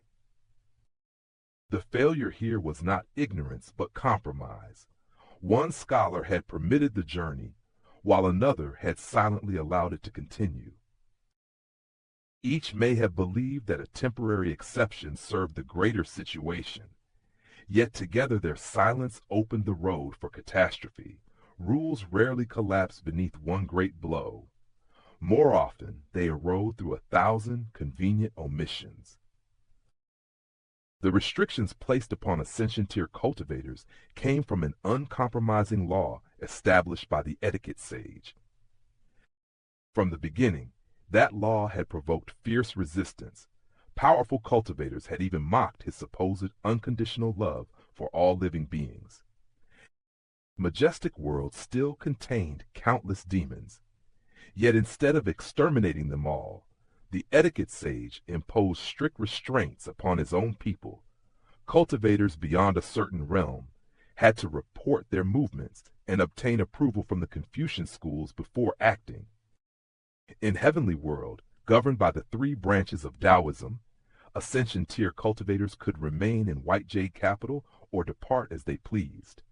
Thus, many in Majestic World demanded to know why their strongest cultivators were treated as though they lived upon a leash.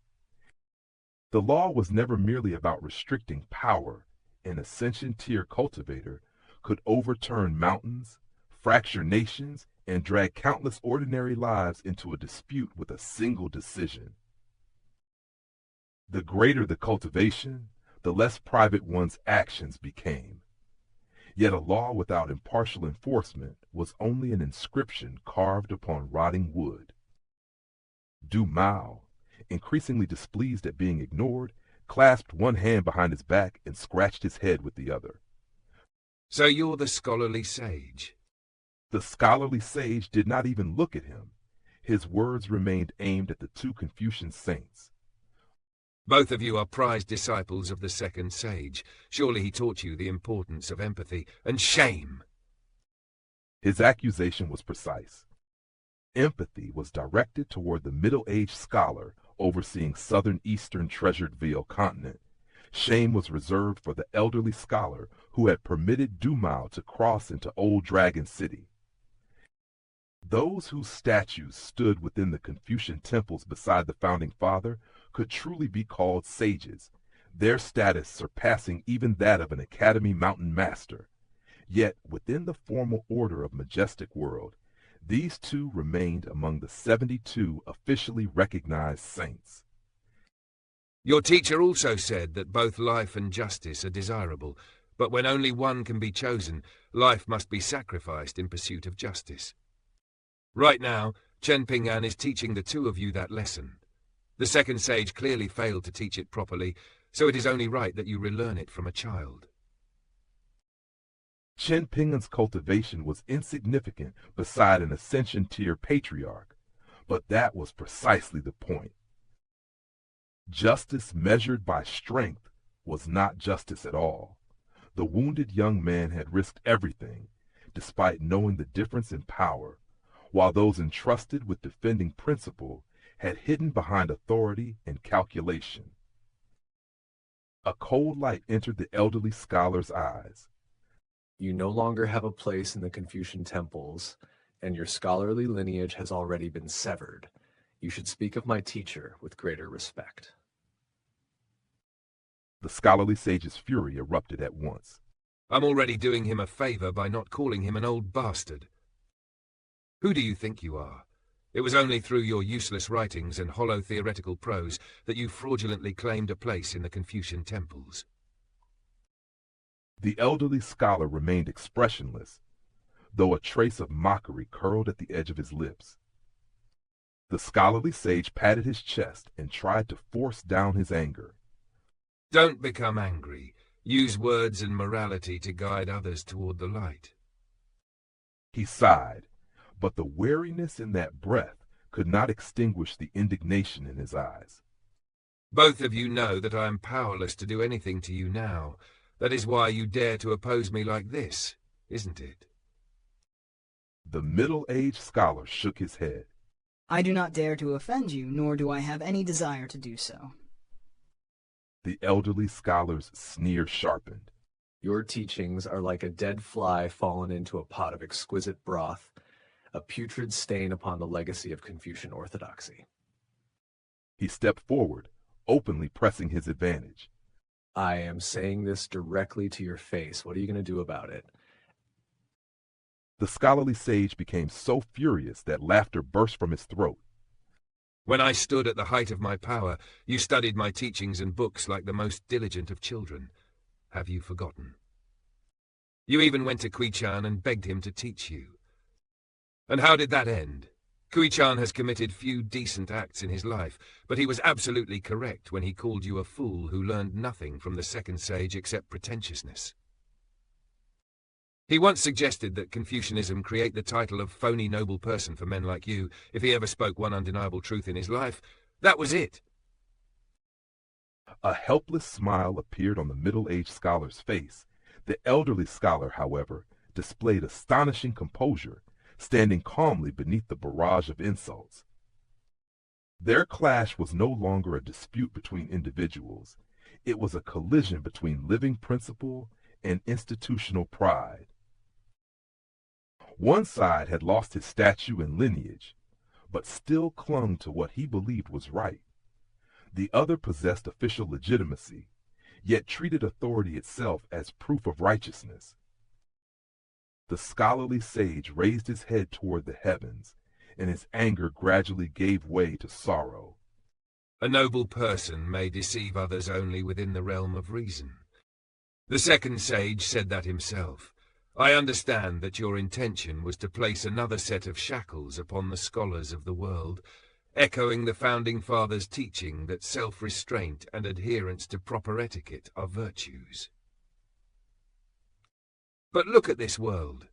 Your intentions may have been good, yet everything has strayed far from the proper path. You need not look anywhere else. Look at this disciple of yours. Because matters have deteriorated so badly, the mountain master of a Confucian school, a disciple of the etiquette sage, had to beg Bai Zhe to intervene. And what was Bai Zhe's answer? He wished to see more of the world before deciding. What more remains to be seen? In my opinion, he has already seen enough.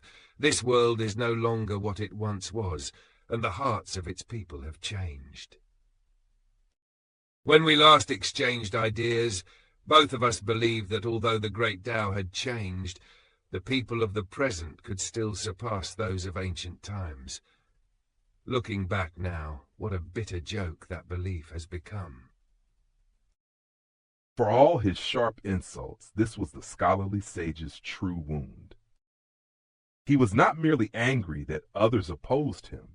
He was grieving because ideals once debated beneath clear skies had hardened into tools of convenience, while the people charged with protecting morality had learned to explain away their own failures. The middle-aged scholar turned toward the elderly one and spoke with a faint smile. Perhaps you should apologize. What do I have to apologize for? The middle-aged scholar remained silent for a moment before answering. Severing a scholarly lineage should only target its teachings. The masses should be allowed to decide who is right. Their judgment should not be forced through power or authority. An Ascension Tier Chi refiner has provoked a divine lord acknowledged by the four sages and attacked a young man who may be a disciple of the scholarly sage. That is inappropriate, and it stands against the teachings of Confucianism. I see only the greater situation and what is necessary for the continued heritage of Confucianism. The middle-aged scholar could only shake his head. The phrase greater situation often sounds noble, yet here it served as armor against responsibility. Heritage without justice becomes an empty shell, and principle preserved by sacrificing the innocent has already betrayed itself. The scholarly sage sat upon the edge of the shattered wall, looking suddenly older beneath the weight of the argument. Whether you believe I am right or wrong, some principles remain true regardless. You simply do not understand them. At that moment, the white-robed woman finally spoke. Her voice was cold enough to cut through every argument. Are you done? The scholarly sage nodded. His shoulders sank, and he folded his hands over his knees like a man who had spent the last of his strength. I'm done. I concealed your aura for the entire journey, and then had to lecture two ignorant fools. I am completely exhausted. Founding Father, Etiquette Sage, Second Sage. It seems all the teachings I developed will be returned to this world without anyone truly accepting them. The woman gently lowered Chen Ping'an onto the ground. Then she rose and walked to the scholarly sage's side. Since you are finished, it is my turn to say what I came to say. Let me make one thing clear first. If you dare stand in my way, I will. The scholarly sage interrupted her with a shake of his head. I will not stand in your way. It was because of my incompetence that little Qi died. Now little Ping'an is also on the verge of death. I have failed both of these disciples. I cannot even stop certain people from scrambling to eat filth. Why would I stop you when both reason and justice stand on your side? With those words, the final restraint was removed. The scholarly sage had not granted her permission. Someone of her stature required none. He had simply acknowledged that whatever came next would not be blind vengeance, but judgment born from a debt of blood and principle. Dumao had watched the entire exchange with growing curiosity. At last he smiled and addressed the woman directly. Who are you? I do not recall ever hearing of someone like you. Are you an Ascension Tier cultivator? Surely you are not an Ascension Tier cultivator who came all this way from Stalactite Mountain? A strange light appeared in the middle-aged scholar's eyes. He glanced toward the elderly scholar in the south and found the latter's face grim. The white-robed woman exerted far more pressure upon him than the disgraced scholarly sage had. The woman yawned. With one unhurried step, she descended to the base of the city wall and began walking toward Dumao. At her waist hung an old, rust-covered sword blade.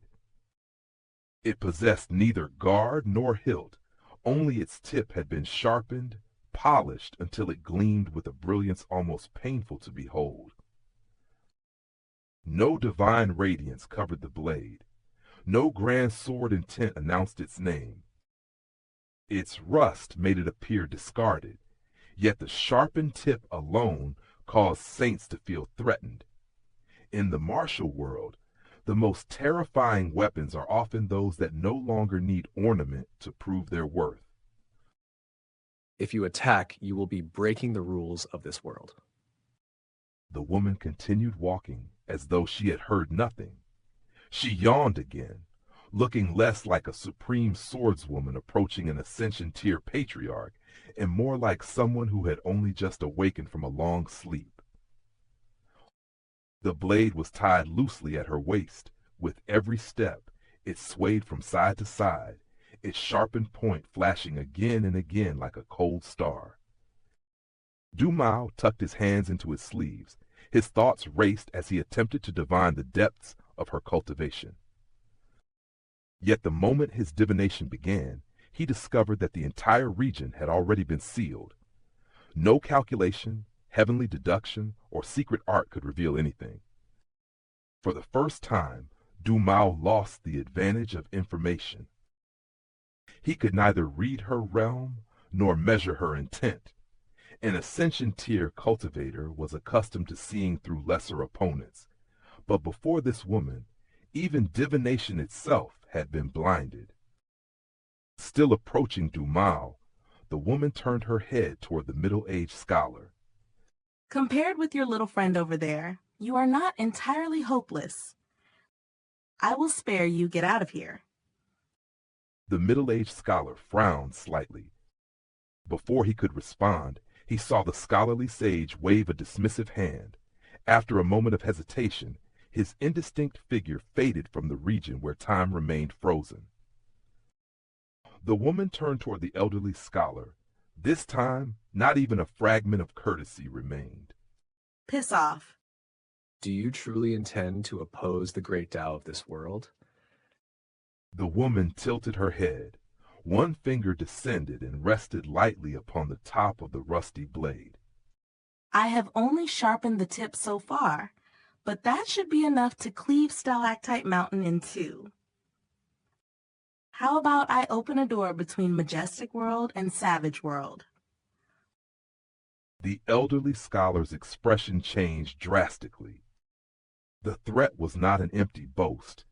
She was speaking of tearing through the boundary of worlds as casually as another swordsman might cut open a wooden gate. You would not dare. She ignored him. Her finger pressed forward, and the ancient blade thrust out with almost no visible force. The elderly scholar vanished in a flash. In the same instant, the rusty blade disappeared from Old Dragon City. A vast hole was ripped through the sky of the artificial small world, and the sword tore toward Stalactite Mountain, crossing immeasurable distance in the blink of an eye. The warning had become action before anyone could breathe. She did not argue over whether she dared. She simply sent the answer flying across the world. At that moment, rank, institution, and distance all became meaningless before the edge of her sword. The scholarly sage watched with complete indifference, showing neither concern nor surprise. Far away, upon the vast sea between Southern World Continent and Parasol Leaf Continent, a swordsman suddenly raised his head. The sea before him split apart. Mountain-high waves rose on both sides and thundered toward distant shores. Such waves posed no threat to him, yet the aura of the passing sword left him stunned. Since when had Majestic World possessed a swordsman capable of releasing such a blade? For an instant, he wondered whether Aliang had once again been forced down from the heavens by the Taoist's second disciple. Yet he immediately rejected the thought. Even Aliang did not possess a sword like this. Among the four supreme swords of the four worlds, one had been passed through generations of great heavenly masters at the heavenly master residence of Middle-earth Divine Continent. Another belonged to the scholar who claimed to lack both intellect and aptitude, yet had once divided the Yellow River with a single sword strike. The third was held by the Taoist's second disciple. As for the final sword, the one Aliang proclaimed sovereign over all others, Aliang had departed Stalactite Mountain in search of it. That sword should have suited Aliang perfectly, yet somehow he had failed to claim it and could only ascend beyond the heavens empty-handed. The passing blade was powerful enough to force one of the world's great swordsmen to reconsider everything he knew about the pinnacle of swordsmanship. Its appearance did more than threaten Stalactite Mountain. It disturbed the balance among the greatest swords beneath heaven. Rather than chase the peerless flying sword, the swordsman abruptly returned to his senses. He changed direction at once and rushed toward the southernmost region of eastern treasured Vile Continent. Back in the frozen city, the elderly scholar pointed furiously at the woman. Have you gone insane? The woman did not slow. Her sword had crossed the world. Yet she continued toward Dumao with empty hands and the same unhurried steps. Dumao swallowed. The arrogance of an Ascension-tier patriarch finally gave way to a trace of unease. You threw away your sword. Are you still planning to challenge me? Amusement entered the woman's eyes, as though he had just spoken the funniest words she had heard in centuries. Challenge you? Do you truly believe you are worthy of being challenged by me? You have no idea who I am, do you? Still, considering how young you are, perhaps you cannot be blamed. Dumao had misunderstood the entire balance of power. To him, a duel was a contest between comparable experts. To her, this was never a duel. She had not come to prove herself, seize reputation, or exchange techniques. She had come to settle an account. The scholarly sage suddenly threw back his head and laughed with wild delight. Do you know who slew the largest treasure-swallowing whale beneath the heavens in ancient times? I do, but I refuse to tell you. The white-robed woman strode directly before Dumao, stopping no farther from him than Zheng Dafeng had stood earlier. She was tall enough to look down upon the Ascension Tier patriarch. Her gaze was colder than winter steel. Why don't you attack me with that bonded celestial weapon of yours? I will not move at all. Go on, give it a try. She stood unarmed, motionless, and within striking distance of a bonded celestial weapon. To Dumao, refusing the invitation would mean surrendering his dignity. Accepting it meant gambling his life against a woman whose sword had just crossed continents and torn open the sky. Every path before him had already been cut off. Humiliation overwhelmed caution. Dumao's expression twisted as his Ascension Tier power surged. Insolent wench. The sword-devouring arc erupted forward, carrying the might of a bonded celestial weapon as it hurtled straight toward the white-robed woman's head. Only a few meters separated Dumao from the white-robed woman. For a celestial weapon, such a distance was less than a heartbeat. The sword-devouring arc flashed forward, then froze before her face. It did not stop because Dumao had recalled it. It stopped because the weapon itself was trembling. Before the astonished eyes of Dumao and the elderly scholar, the renowned arc shuddered like a frightened beast forced before its natural predator. Its metallic hum sounded almost accusing, as though it were cursing its master for sending it into certain destruction. This was no ordinary suppression of rank or cultivation. A celestial weapon possessed instinct, and that instinct had recognized something more terrifying than Dumao could comprehend. Before the woman even swung her blade, the contest of power had already been decided. Get down. You're blocking my view. The sword-devouring arc obeyed at once. It lowered itself meekly and settled beside her foot like a domesticated animal. She still kicked it aside. Dumao raised a thumb and slowly wiped it across his lips. Those who knew him understood the meaning of that habitual gesture. The Ascension Tier cultivator was done testing the waters. From this moment onward, he intended to use everything he had. The woman released a faint sigh, not from fear, but from something closer to impatience. You were fortunate. You lost only a bond treasure. That sword strike was meant to cut you instead. When I next appear on Parasol Leaf Continent, that fortune will not follow you. Before Dumao could answer, the torn opening in heaven and earth convulsed. A colossal hand wrapped in an immense scholar's sleeve descended from beyond the world. 2 fingers closed around the old blade. The instant they made contact, the entire arm began to tremble. Only the sword's tip had been sharpened, yet even an almighty figure hidden beyond the small world found it difficult to stop. Righteous aura rolled across the sky, but the blade continued to resist between those enormous fingers. The trembling arm revealed the true scale of the weapon. The white-robed woman was frightening, but the old blade was equally extraordinary. Its edge did not merely cut flesh or artifacts. It challenged the laws that separated worlds. Do not do this again. The woman turned toward the opening in the heavens. Would you prefer that I cut open the boundary between majestic world and heavenly world instead? She beckoned with one hand. The old blade vanished from the giant fingers, reappeared in her grasp, effortless and obedient. The figure beyond the world remained concealed. With a turn of his wrist, his sleeve surged down like a river, breaking through its banks, and swallowed the elderly scholar whole. Return with me. You will repent for what you have done in the Confucian temple.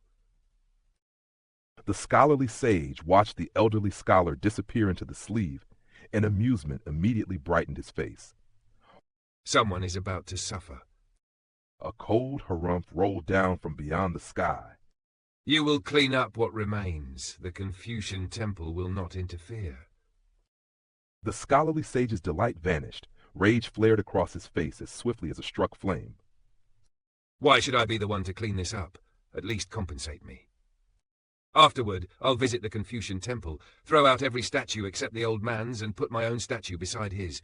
Everyone knows the old man favored me most.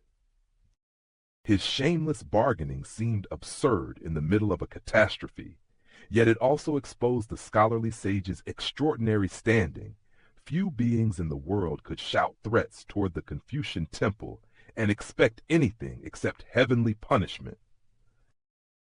The hidden figure sighed from beyond the closing breach. Fine, take this. The hole in heaven sealed shut. From its fading edge, a golden jade pendant drifted downward through the air. It was not the elderly scholar's pendant bearing the principle that those in high positions should aid the less fortunate. This pendant had belonged to the middle-aged scholar, and upon it were the words, "Nourishing the noble spirit." The scholarly sage caught it, inspected it, and immediately looked pleased. At last, a little compensation for all my effort. The word little evidently offended the pendant's former owner. Instead of departing directly for Middle-earth divine continent, he left a boundless current of righteous aura pressing against the outside of the small world. The scholarly sage looked upward and shouted without the slightest restraint. What? You want to fight me too? Shall I tell everyone why I lost that battle between third and fourth? Was it truly because your scholarly principles surpassed mine? Had Qi Jingchun and Zuo Yu not been among my disciples? He rustled his sleeves and bent his knees, preparing to sit beneath the sky and reason with the almighty figure for as long as necessary. Only the Confucian sages and the upper 5 tiers immortals of Middle-earth divine continent had witnessed the scholarly sage at the height of his influence, when his arguments, cultivation, and presence had overwhelmed even the great sages of Buddhism and Taoism. Even Chan, despite turning his back on his master, could never speak of that age without reverence. This glimpse into the past explains why the scholarly sage remained so dangerous, even in decline. His greatest weapon was never merely cultivation. It was the authority of a man who had once forced 3 great traditions to listen when he spoke. The righteous aura withdrew without another word. The scholarly sage halted midway through sitting. He stared at the empty sky for a long while, carefully confirming that the hidden figure had truly departed. Only then did he bite the golden pendant. It's genuine. Good, all that nonsense wasn't wasted after all. The white-robed woman turned back toward Du Mao. A slight smile touched her face, but there was no warmth in it.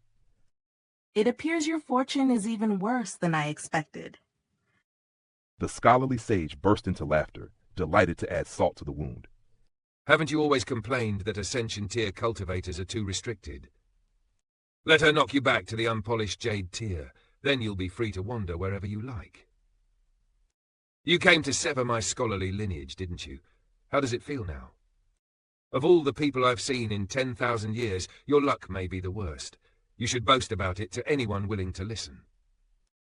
The woman's expression suddenly turned cold. Take care of my master. The scholarly sage's laughter died instantly. Rest assured, little Ping'an matters no less to me than he does to you.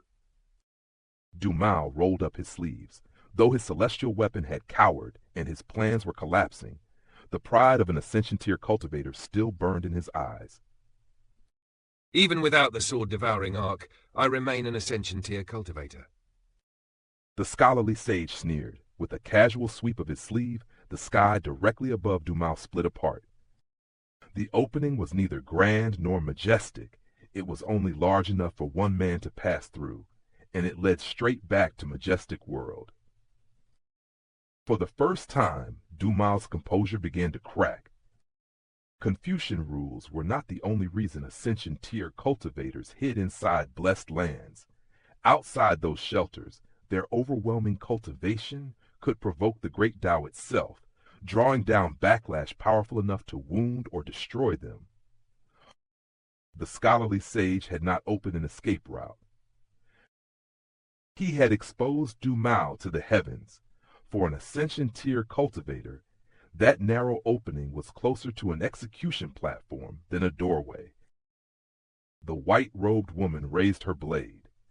Close it. The scholarly sage nodded and the opening vanished. Panic stirred inside Du Mao, but the aggression on his face remained. A great cultivator could retreat, bargain, or change plans, but he could not allow his enemies to see him beg. Do you truly value this young man so highly that you would drive me into a corner? The woman gave a quiet chuckle. So now you wish to reason with me? She had seen through him completely. Du Mao was not suddenly merciful, nor had he developed respect for Chen Ping'an. He was merely trying to reduce the danger and secure a peaceful withdrawal. His journey north had carried 3 objectives. First, he wanted to witness Zuo Yu's swordsmanship. Second, he intended to test how much Divine Lord Yang of Jewel's Small World would tolerate. Third, he sought a path into Eastern Treasured Vile Continent on behalf of Parasol Leaf Sect. If he could sever the scholarly sage's lineage along the way, he would gladly accept that additional reward.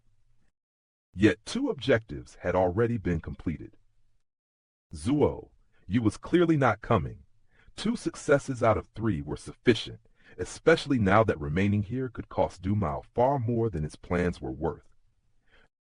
Du Mao's retreat was perfectly consistent with his creed. Among cultivators, power stood above everything. Once he realized that the woman possessed greater power, his principles immediately transformed into negotiation. That hypocrisy was not an accident.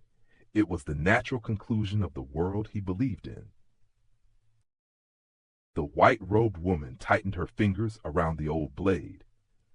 When my master stood before you, did you offer him the chance to reason? Du Mao did not flinch. Pride forced him onward, even when prudence urged silence. With his present cultivation, he is worthless. Had I not wished to lure out Zuo Yu, he would never have been qualified to stand before me. The woman gestured with her free hand. The scholarly sage sighed and reluctantly produced a scenic picture scroll. Try not to ruin it completely. The instant Du Mao saw the scroll, every trace of hesitation vanished. He pulled the sword-devouring arc back into his acupoint, summoned his golden Tao manifestation, and violently forced open the surrounding small world. Golden light erupted. Space cracked. Du Mao shot southward toward the South Sea with the speed of a man fleeing death itself. The woman did not pursue. The scholarly sage merely smiled and tossed the picture scroll into the air. One after another, Du Mao's golden Tao manifestation and the white-robed woman vanished from the world. The picture scroll stopped in mid-air before the scholarly sage. The small world around Old Dragon City sealed itself once more. Time across the city became still. Every person, every drifting speck of dust, and every unfinished movement froze in place. Only the old maidservant of the Cloud Forest Zhang clan retained enough strength to blink. Then came the sound of fabric tearing. Again, and again and again. Within the painted world, Du Mao's golden Tao manifestation and the woman's sword were ripping through mountains, rivers, skies, and the very fabric of the scroll. Every tear made the scholarly sage wince, as though someone were cutting pieces from his own flesh. Du Mao had chosen the correct tactical response. Flee immediately, deploy his manifestation, and use the celestial weapon without restraint. Yet inside a world controlled by the scholarly sage, against a swordswoman who treated realms as meaningless distinctions, even perfect strategy could only delay defeat. Less than 15 minutes later, the scholarly sage tapped one point on the picture scroll and hurriedly rolled it up before hiding it inside his sleeve. The white-robed woman slowly emerged from empty space. The old blade hung once more at her waist, its newly sharpened tip slightly dulled. She yawned into one hand. In the other, she held a severed leg. Behind her, Dumao was dragged from the scroll like a defeated dog, his earlier majesty nowhere to be found. What was his name? The scholarly sage wiped sweat from his forehead. Dumao. Aside from the old Taoist priest of the East Sea, he is the strongest cultivator on Parasol Leaf Continent. The woman nodded and tossed Dumao aside. He had a few useful tricks. The moment he broke open the small world, his yin soul escaped back to his true body. This body is only his yang soul avatar. The scholarly sage stared at the ruined avatar in silence. Even so, that was still the body of a 12th-tier cultivator. The woman sat cross-legged beside Chen Ping'an. Her killing intent disappeared as she gently lifted the unconscious young man into her arms. She looked into the distance. Before my sword, there is no meaningful difference between the 12th tier and the 13th. That declaration was not empty arrogance. Dumao's avatar had brought a golden Tao manifestation and a celestial weapon, yet she returned yawning. To her, the gulf that terrified the rest of the cultivation world was only another line waiting to be cut. What became of the sword-devouring arc? I stopped suppressing it and allowed him to use it freely. Then I destroyed it during the battle, otherwise I would have returned much sooner. I merely wanted to see what a so-called celestial weapon could actually do. The scholarly sage wiped away another layer of sweat. How have you been these past years? The woman lowered her gaze to Chen Ping'an. His brows were tightly drawn, as though he remained trapped inside a nightmare. The scholarly sage had temporarily suppressed his injuries, but suppression was not healing. Painful days still awaited him. She gently smoothed the tension from his brow. The cliff in the mountains of Jewel's small world was formed from the sword intent of my former owner. By right, it belonged to me.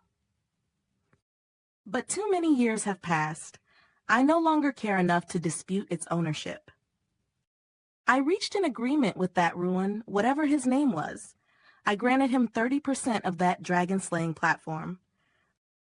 The scholarly sage glanced at the slightly dulled sword tip.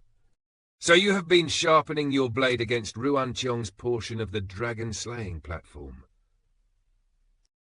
No, I used the piece belonging to True Martial Mountain. Ruanqiong's piece is being kept for Little Ping'an. The scholarly sage began sweating even more heavily.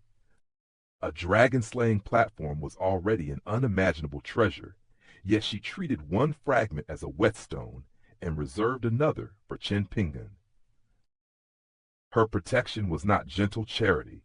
It was the preparation of a blade, patient, absolute, and intended for a distant future. The woman turned her eyes southward. This matter is not finished. The scholarly sage shook his head at once. It is certainly not finished, but your part ends here.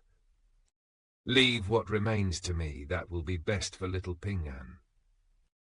The woman considered his words, then nodded. Once I return, I probably will not emerge again for a long time. But if I come out again and discover that you have turned everything into a disaster, I will find you. You have merged yourself with the great Tao of Majestic World. You know very well that I am the only one left in this world capable of killing you. The scholarly sage forced a sheepish smile. Why speak so harshly? We stand on the same side. The woman shook her head. Everything had been proceeding well until you insisted on accepting Little Ping'an as your disciple. That decision brought about this calamity. Had we not been on the same side, I would have cut you down already. The scholarly sage glowered at her. Do not say such hurtful things. Would you dare repeat that in front of your master? I would not say it in front of him. I would simply do it behind his back. Whether he continues to acknowledge me afterward is irrelevant. He will remain my master regardless. The scholarly sage found no answer. Her loyalty was uncompromising, but not obedient in the ordinary sense. She would protect her master's life, oppose his decisions, threaten his allies, and accept rejection without changing whom she served. That contradiction made her devotion far more formidable than simple submission. When the gift she had given Chen Ping'an shattered, 3 pieces of dragon-slaying platform had fallen from within it. Each was a different size. The smallest was roughly as long as a ruler, while the largest resembled a floor tile from a grand palace. The woman beckoned, drawing all 3 pieces into her hand. She then passed Chen Ping'an into the scholarly sage's care. I'm going to settle a few remaining matters. The scholarly sage sighed with resignation. Please exercise some restraint. She offered no reply and walked toward the nascent tier maidservant of the Cloud Forest Zhang clan. The woman extended 2 fingers and reached directly into the maidservant's acupoint. With a sharp pull, she forcibly extracted the old woman's bonded flying sword. The blade struggled between her index and middle fingers. She gradually increased the pressure until the sword bent like a drawn bow. The maidservant remained trapped by the laws of the small world. She could not move or speak. All she could offer was a pleading expression. The white-robed woman looked into her terrified eyes. You want me to spare your flying sword? Then we shall follow my master's method. Explain why I should forgive you. If your reasoning is sound, I will spare the sword. The demand was deliberately impossible. The maidservant did not possess enough power to produce even a single word within the frozen world. The woman's fingers continued to close. The sword bent farther. Then it snapped in 2. Blood flowed from the old maidservant's eyes, nose, ears, and mouth. A fracture spread across her golden core, while her nascent soul twisted in silent agony. The woman smiled. Truthfully, I prefer the way people like you conduct yourselves. Before little Ping'an wakes, I must let you taste the methods you so readily use against others. Once he opens his eyes, I may not receive another opportunity. She understood that Chen Ping'an's principles would restrain her. That was precisely why she acted before he awakened. Her vengeance was not presented as justice. It was a deliberate repayment carried out according to the cruel logic of those who had harmed him. She rose into the sky and crossed the distance to the sea of clouds above Old Dragon City in a single breath. Fan Junmao remained seated in her strange posture.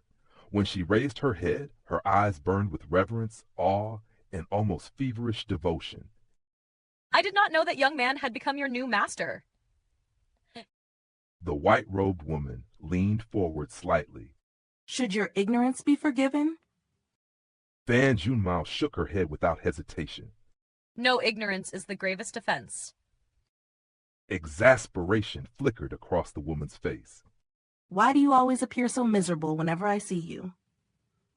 You are either hiding near the arch bridge and crying toward the sea of clouds, or kneeling upon those clouds as you are now. How am I supposed to kill you when you insist on looking this pathetic?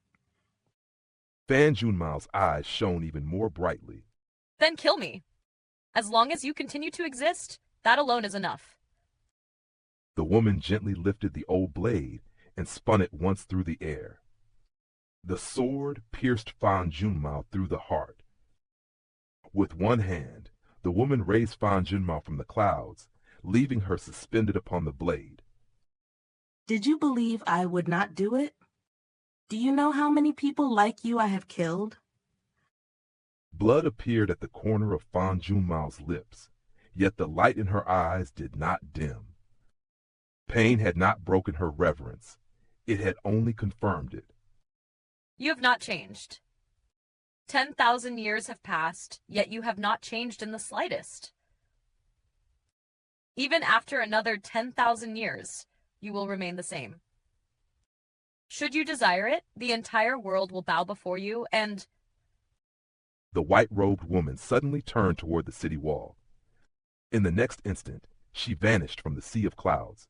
The old blade slipped free of Fan Junmao's chest and returned to the woman's waist as she disappeared. Fan Junmao collapsed with one hand pressed over her heart. Consciousness left her. But the surrounding sea of clouds immediately surged toward her body, pouring into her in a wild torrent. Fan Junmao's worship bordered on self-destruction. She did not seek mercy or reward. She wanted only proof that the legendary figure before her remained unchanged. The sword through her heart became in her mind an answer to 10,000 years of faith. At the breach in Old Dragon City's wall, Chen Ping'an had awakened. His eyes were clouded with confusion, and the scholarly sage was nowhere to be seen. Then a familiar white-robed figure descended before him, floating outside the ruined wall as lightly as snow falling from the heavens. Chen Ping'an looked at her, not with fear, but with the uncertainty of a student who believed he had failed. Did I do something wrong? The woman shook her head. I'll be more cautious next time. Perhaps I should study the naturalist art of divination. I thought I could resolve this matter myself. I did not expect that cultivator to be so powerful. The woman shook her head again.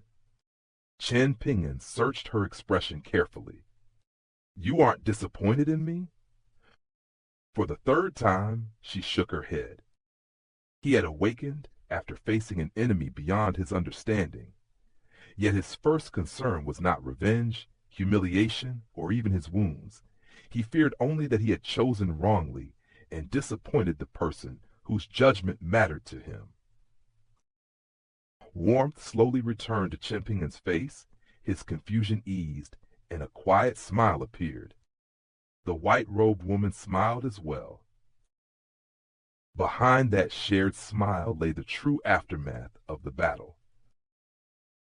A celestial weapon had been destroyed, an ascension tier avatar had been crippled, and powers beyond the small world had intervened. Yet for the two of them, the most important result was simpler. Chen Ping'an had not lost her faith, and she had not lost the master she had chosen.